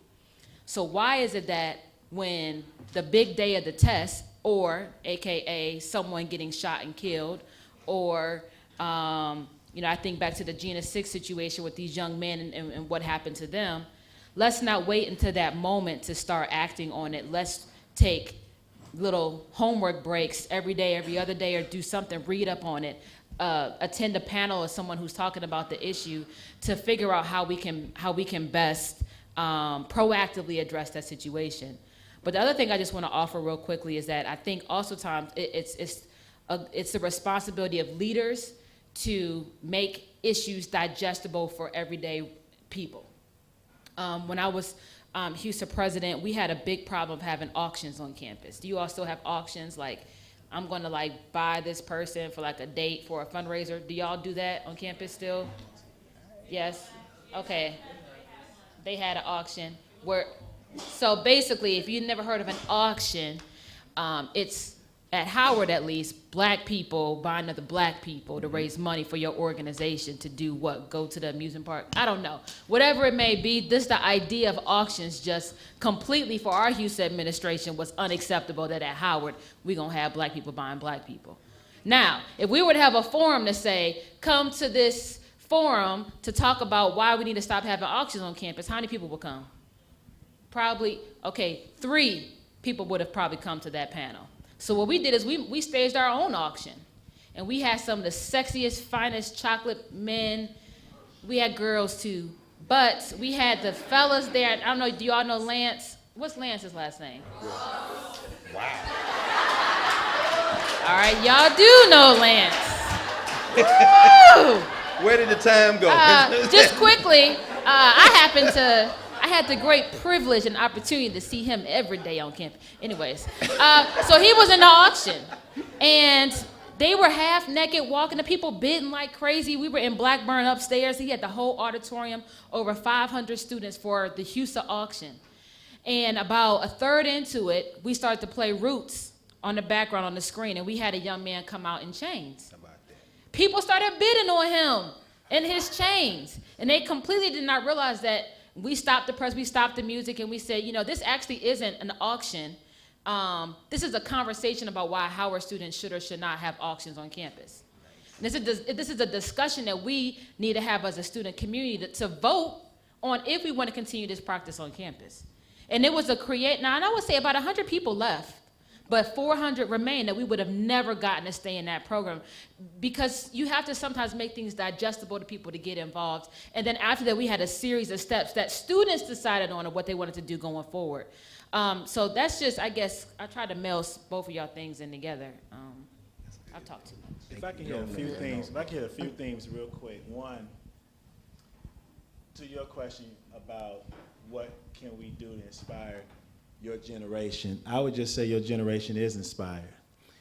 Every generation is inspired. One thing you have to make the distinction, we must make the distinction, not you, we must make the distinction between quantity and quality.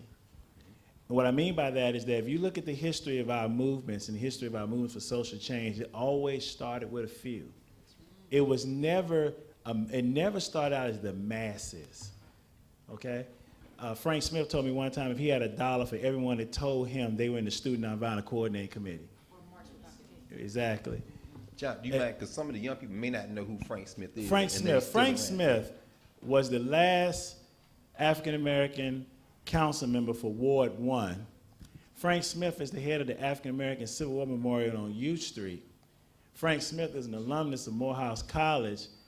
Most importantly, Frank Smith, for me, my connection to him is he came out of the Atlanta student movement of the early 1960s, actually left school to battle racism in the South. And Frank is a surrogate father to me, so I love Frank Smith. Yes. And y'all can go see him. They know that museum's walking distance, Yes, right by the towers. Right there at the Yes. Street Cardozo. So the quantity versus quality piece, your generation is inspired. So Mike. Your generation is inspired. It doesn't need to be inspired. It is inspired. Number two, scholarship is important. Let me put that out there. All right, scholarship and study is important. Kwame Nkrumah, theory without practice is empty. Practice without theory is blind. The two go hand in hand. If you're out there acting, you haven't done the proper study of the pedagogy to actually understand the theory behind your practice, then you're out there acting without an actual foundation, okay? If you're actually just theorizing and actually intellectualizing the subject without taking any action on it, then you're just in a corner somewhere, just understanding but not really changing or trying to change the society. The two go hand in hand. Kwame Ture, mobilization versus organization, okay? That theme has come out in here. So mobilization, we see an issue, we act on it quickly. When the issue is gone, we disperse. Organization is permanent. Mobilization seeks influence. Organization seeks power. So organizing is the most difficult task, to get a few people to come together once a week, twice a week. However, as Kwame said, our enemies actually oppress us because they are better organized than we are. He used to put that to us all the time. What is a just cause? I would simply say a just cause is the moral challenges of our day. That is a just cause, the moral challenges of our day. Wow. Yeah, and I'll just quickly conclude with regard to the just cause question. I also agree that, you know, just cause is any issue that you feel needs to be addressed for the greater good of society. When Trayvon Martin passed away, in those immediate days following his murder, there wasn't the national hysteria surrounding the situation that it grew to be. It was actually a Howard Law student that wrote a post that what served as the catalyst to kind of get that national attention surrounding the issue, because he realized that it was a just cause that this injustice be exposed. So, I mean, a just cause is on you. It's really, what issue do you see that needs to be addressed that affects all of us at the same time? So that would be my definition. And I'm looking at, we got about 10 minutes left, and we want to make sure that Chris gets a chance to say something on behalf of the Alumni Association. So maybe, I think we'll just go and get, if y'all keep y'all's questions very quick, we'll just get through everybody in the line, and then I'll try to keep track of some of the major points if y'all can do that. Please, dear. Hi, my name is Sadia Malcolm. I'm a sophomore sociology major, African American Studies minor from Philadelphia, Pennsylvania. Ms. Stephanie, you referred to basically like something I was trying to put into words for a long time about the very people in our communities that built us up now have become like parasites. For an example, like when I was in high school, I'm the only one that came to an HBCU. All my counselors and stuff told me no because they're not relevant and all of this other crazy stuff. And I feel like there is a distrust of like those people who built us up amongst like my generation right now. And I wanted to know, like, what do you guys think was the fissure in that? Like, what brought that about, and how do we bridge that that gap? Okay, thank you. Des.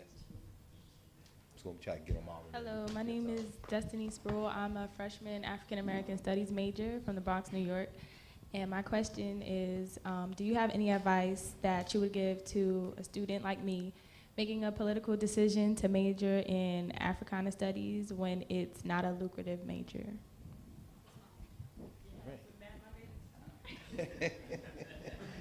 Excellent.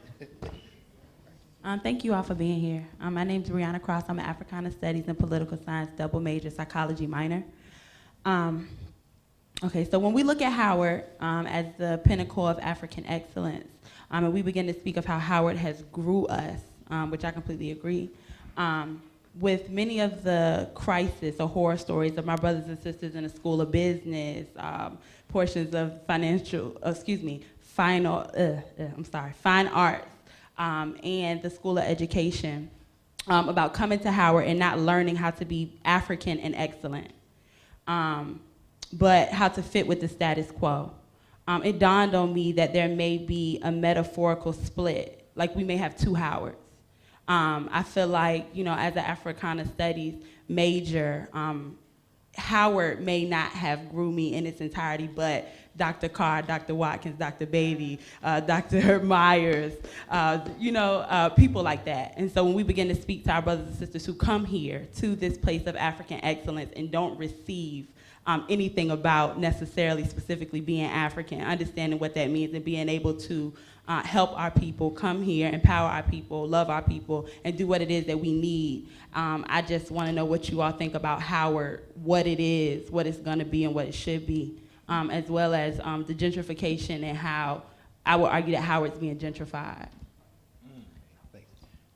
We'll maybe get our day, and then we'll pause, and then y'all can, then we'll start again with Leighton since you got it. Peace, fam. My name is Ade.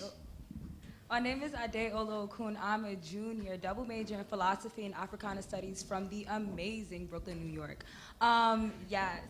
And my question is, of course, directed to you elders, and to essentially veggie back on what you guys brought up, the notion of Ferguson and Howard's role. And it's so funny because I was one of the students that actually went on that trip. And when I was actually up on my way here to ask an amazing question, the lovely Leighton here actually stopped me and asked me my name. And I was like, yeah, my name's Ade, and yeah, I went on a trip. And he asked me, hey, did you write this article? And I'm like, I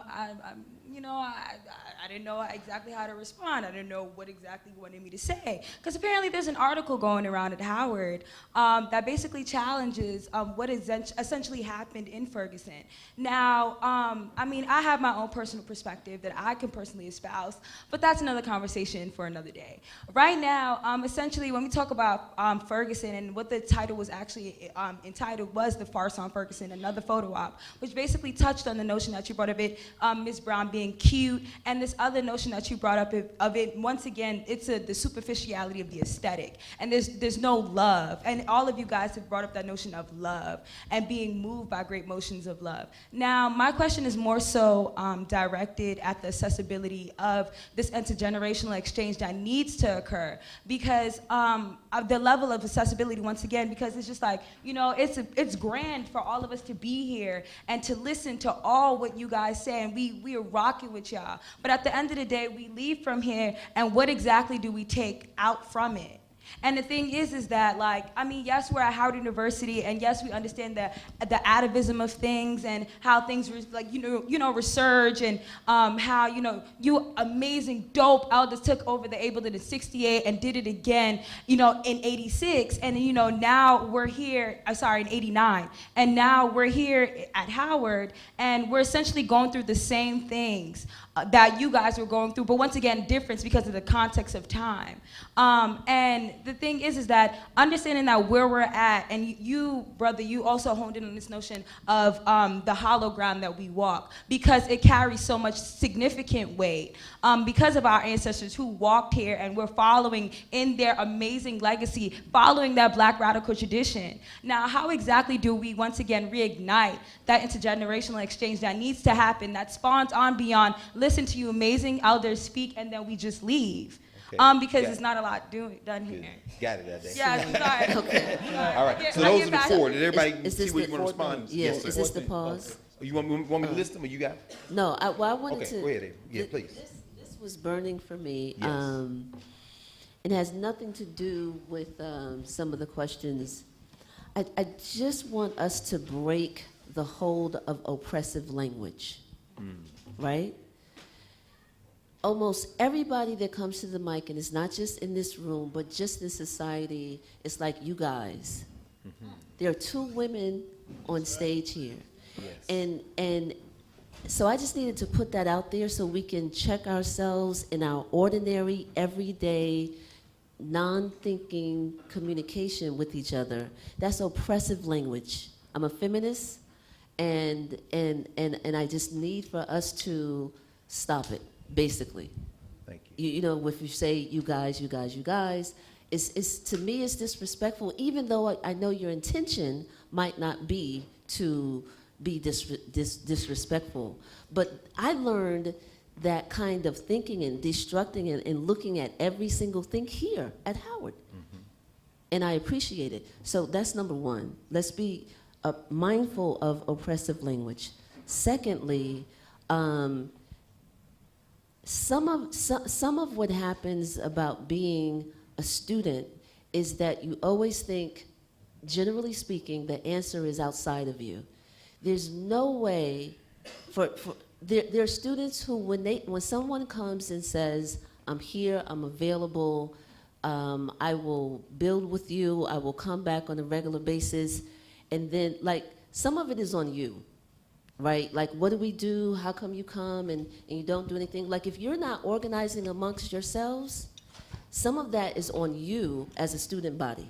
You don't need anybody to come back and show you, and maybe this is you disagree, but you have to do that yourselves. You have to find it within yourselves. If you have, it's weird to be 46 and considered an elder, but if you have elders, so to speak, or whatever, who are making themselves available, then you have to call them.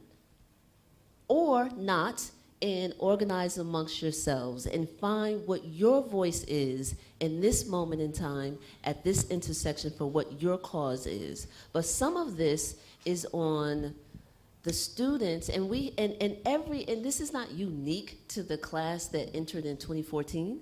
No. You know what I mean? It's human nature. No. We get excited, we get emotional about stuff, and then it's what happens. As a matter of fact, you can expect it.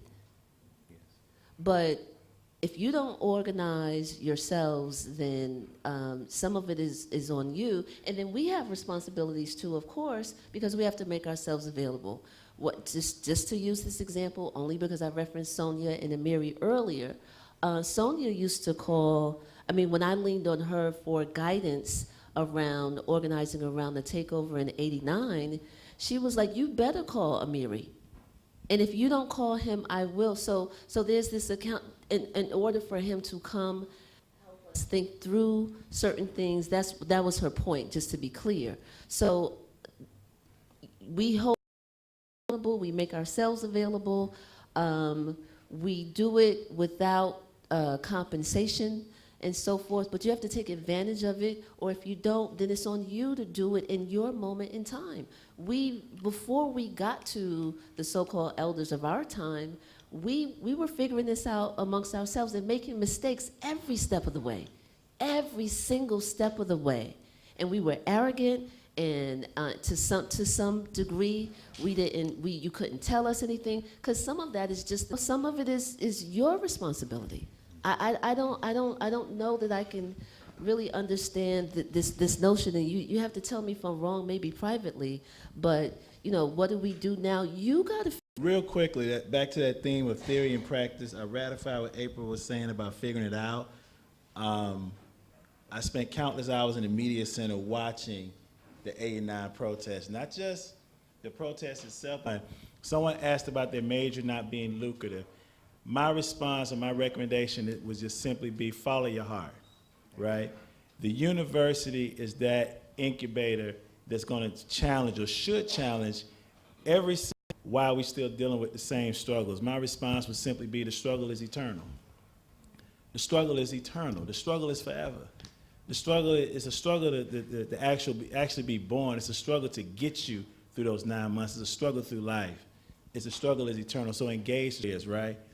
My answer to you would simply be what Kwame told us, to organize, organize, organize. April already said it. Figure it out. Come together with those issues, whether they're campus-based issues, community-based issues, whatever those issues are. The challenge to us here in terms of making ourselves available, Lawrence Guillot, the late Lawrence Guillot, one of my surrogate dads, he's no longer physically with us. Bob Brown, so many hours on the phone with Bob Brown. My big brother, Obi Egbuna, wherever he is tonight, so many hours on the phone with Obi. There were so many people. And then finally, you all know what you got to do. Scholarship is important. Can I say this? Oh. I left here in '91, and I come back every year, give my address and telephone number, and not one student has ever followed up. All right. Okay. I stand corrected. Yes, and now remember. Okay, sorry. Go ahead, Stephanie, and then I'm going to ask Leighton to get these last two after Stephanie makes just a real comment. quick, And then we'll stop going. and I'm gonna take this. I'm gonna assume this is our final remarks. Yes, ma'am. All right, just real quick, thank you for the questions, everyone. I would say the influx of resources, primarily money into organizations tied to missions that are not true to the mission of the organization. So if your mother gives you $10 to go to the store with an item of 3 things to get, and she says you can get one, correct? Probably. You're not gonna get your mama's list. The problem with our organization is that we have so much influx of resources from outside of the Black community dictating now what the mission and objectives of these organizations are that are not inherent to the passions. And what you can bring to the table is that we need more people who live in truth, who live in love, who can live at the bottom of the barrel no matter if they got $5, they're going to make it work. I think we need more of those people as leaders in these organizations to return them back to their true missions. Second point, very quickly, is to the that you get. I'm paraphrasing. I know that's not exactly what you said, but something to that extent. I felt that frustration as a School of Business student, that I felt like, why am I not in Dr. Carr's class? You know, because Lord knows, no offense, I was not going to take another class outside of what I needed to graduate. And until I was in my early 20s that I fully accepted the Lord as my Savior, based off of the trials that I had gone through to learn that He was faithful to bringing me along. I say that to say that some students at Howard, in the foundation that I got as a Black person here, because of the trials I've been through outside of these Black walls, to be able to truly understand why Howard is a special place. My last comment is that I completely believe that alumni, and especially those, Brown Girls Lead is a leadership development organization founded here at Howard University for freshmen, sophomores, and junior ladies here on campus.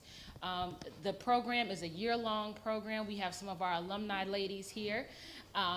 Please talk to Taylor. A life-changing experience to learn personal, professional, and public leadership development growth, while also working with a professional woman who will serve as your coach throughout the entire school year. So I have plenty of flyers here to give to students. The applications are now available. Thanks, Tim.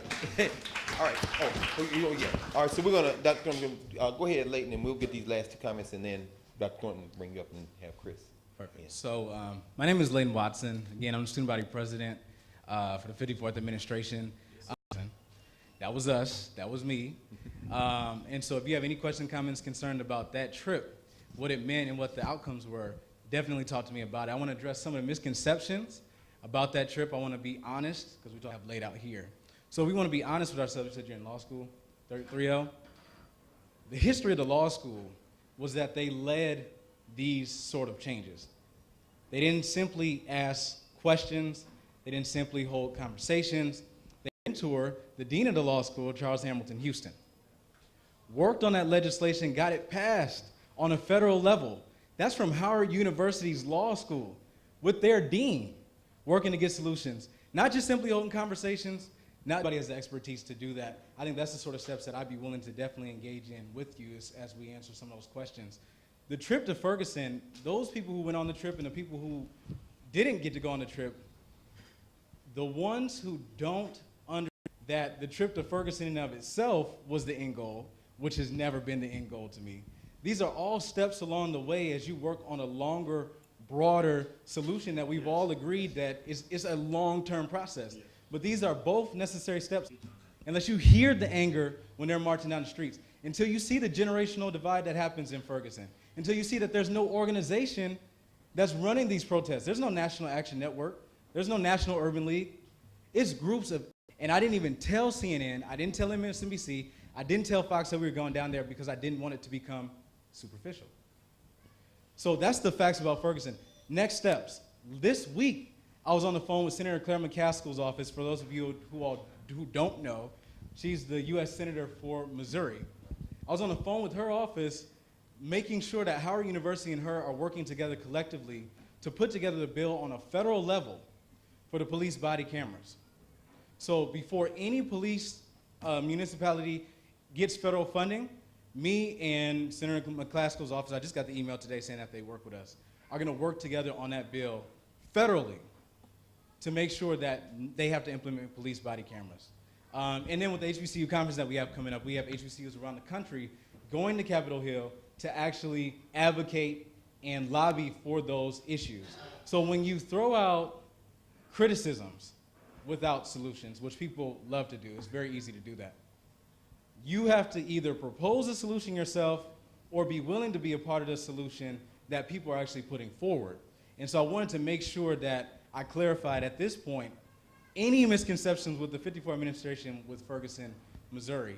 And I'm glad that you all offered some solution. I'm glad, Stephanie Brown, that you talked about not just having it be a moment, but a movement. And I think that I'm definitely going to speak with you all about next potential steps. But I wanted to clarify, I'm definitely somebody that I don't get into petty arguments or whatever, but I do fact check. And so that's what this was. So thank you. All right, thank you, brother. All right, we're gonna Dr. Carr, yeah.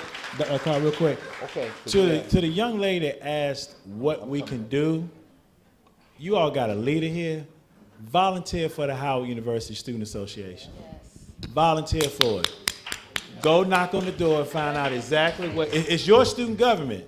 Your student activity fee funds their office, their phone lines, their emails, everything he does. He's doing it on your salaries too. You get stipends. At least we did. I don't know if it's so. Go volunteer for it. Go build it. Make it your student government. That's all. If I can ask one last comment. Go ahead, Jonathan. And then, I'm sorry. I'm thinking about Jonathan. Thanks, Jonathan. Go ahead, Papa, and then we'll close. No, I definitely want to commend you on that comment because being in those positions of authority and you know, a position like you are in, you're obviously going to be subdued to criticism all the time. And I think that we should never look at any effort in vacuum. You know, we always have to look at the totality of what's going on before we criticize. And my earlier comment about not having to go to Ferguson opposed to teaching someone here about their Fourth Amendment rights is that the Ferguson issue is bigger than just in Ferguson. So we have to make sure that, you know, we're all accountable in doing our part in what we're doing. But I definitely stand by you in that support and regard that please don't ever look at any effort in vacuum without really knowing the facts before criticism is made, because we do that oftentimes in everything that happens in our community, and that's what stagnates a lot of growth. So yeah, I just wanted to make that clear as well. So I definitely support what you had to say. Yeah, no, don't worry. Yeah, 'cause I see Sister standing there, and I know we got to close, but make sure that we get this last quick comment. Quick, can you do it quick? Yes. All right. Hi, my name is Tiffany Bell. I am a sophomore chemistry major from Boca Raton, Florida. All right. Boca love me. Oh, the mic is falling. All right. So my question is basically, how can Black universities and Howard more specifically strive to be more excellence-based, and is that based on just the students taking a stand, or should we demand more of our administration to see to it that our students' needs are met in the fullest? Because me personally, I came here with the expectation that I would be at the pinnacle of excellence of Black colleges, because I've had people tell me you should expect nothing less from Howard University. And I had a really bad experience this summer. But, you know, I can still vouch for some of my amazing... With faculty? Is that what you're saying? No, not with specific faculty, but it was just with a program I was a part of, and I was basically living on campus, didn't really have a way to pay, doing work and not being compensated for it, and not having a way to really eat or provide for myself. And if I didn't have the resources that I thank God for, I don't know what would have happened to me being here, because my grandfather flew me out with his last few pennies to do what I loved, which is research. And it was a struggle this summer. And it made me realize how passionate I was and how determined and tenacious I was. But I don't want kids to come here and have a bad experience and go home to something that they don't want to go back home to. Because this is an opportunity for all of us. And I don't want that experience for other people. So I want them to have the excellence that is expected. And you know, thank you, Tiffany. Can somebody maybe? Yeah, and then real quick. That's it. I came to Howard University with just enough money to get through my freshman year. Thank you. And I like many of us, we just found a way. Leighton Watson in Houston is a resource. Your vice president of student affairs is a resource. What I learned at Howard and I can go through all the different offices. But I learned that Howard is struggle, right? And when we got through this place, we could do it on the outside. So after this program, it could be a model throughout the country because we're the greatest contributors to the endowment right now. We're paying $15 a semester. So there's no reason why anyone should go through that. So after this program, okay? Thank Can you. I just say real quick? Go ahead, Steph. Yeah, and that then I gotta get that throwing them. He gonna get me if I don't get. I'm so sorry. I'm so sorry. The irony of that situation, the irony of it is that you going through that experience, I'm sure made you more excellent and more resolved and why you wanted to be here and what you wanted to do and why you want to help others not go through that experience. And that is what makes Howard such an ironic experience because we go through a lot of stuff that we should never have to go through. But yet and still, in those situations, we find our greater selves, our truer selves, and we find the resolve to make sure that we continually work to make this institution better for those behind us. And I don't know that we can get to that place without being in that rock and in the hard place. But I just wanted to say also thank you for sharing your experience because you're not the only one in this room. And we should never stop demanding excellence from everybody, administration to ourselves, ever. So thank you for sharing. Thank you, Stephanie. Let's have a round of applause for this incredible panel. Papa Gian Bafour, Jonathan Hutto, Stephanie Brown James, and April Silver. Fantastic. Now I'm going to bring up our master ceremonies who will lead us into the morning and also bring up Chris Washington, the National Alumni President, and that's Dr. Alvin Thornton. Let's have a round of applause for Dr. Thornton. Thank you, sir. Thank you, Dr. Carr. And we're going to hear some words from the leader of our National Alumni Association, Chris Washington, who is a 1992 graduate. Chris, and then I'll make some closing comments. Chris. Good evening. How you doing?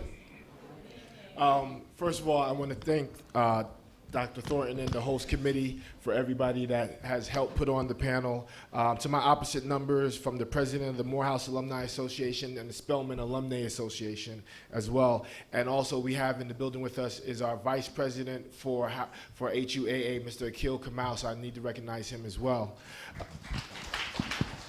This has been a perfect example of what rivalry can bring and the importance of it, especially in terms of the Black community.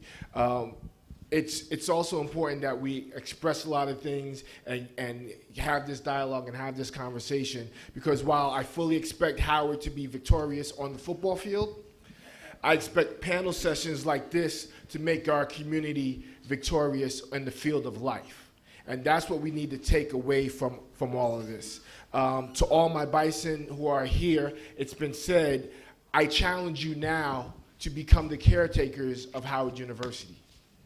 If you have not done so, now's your opportunity.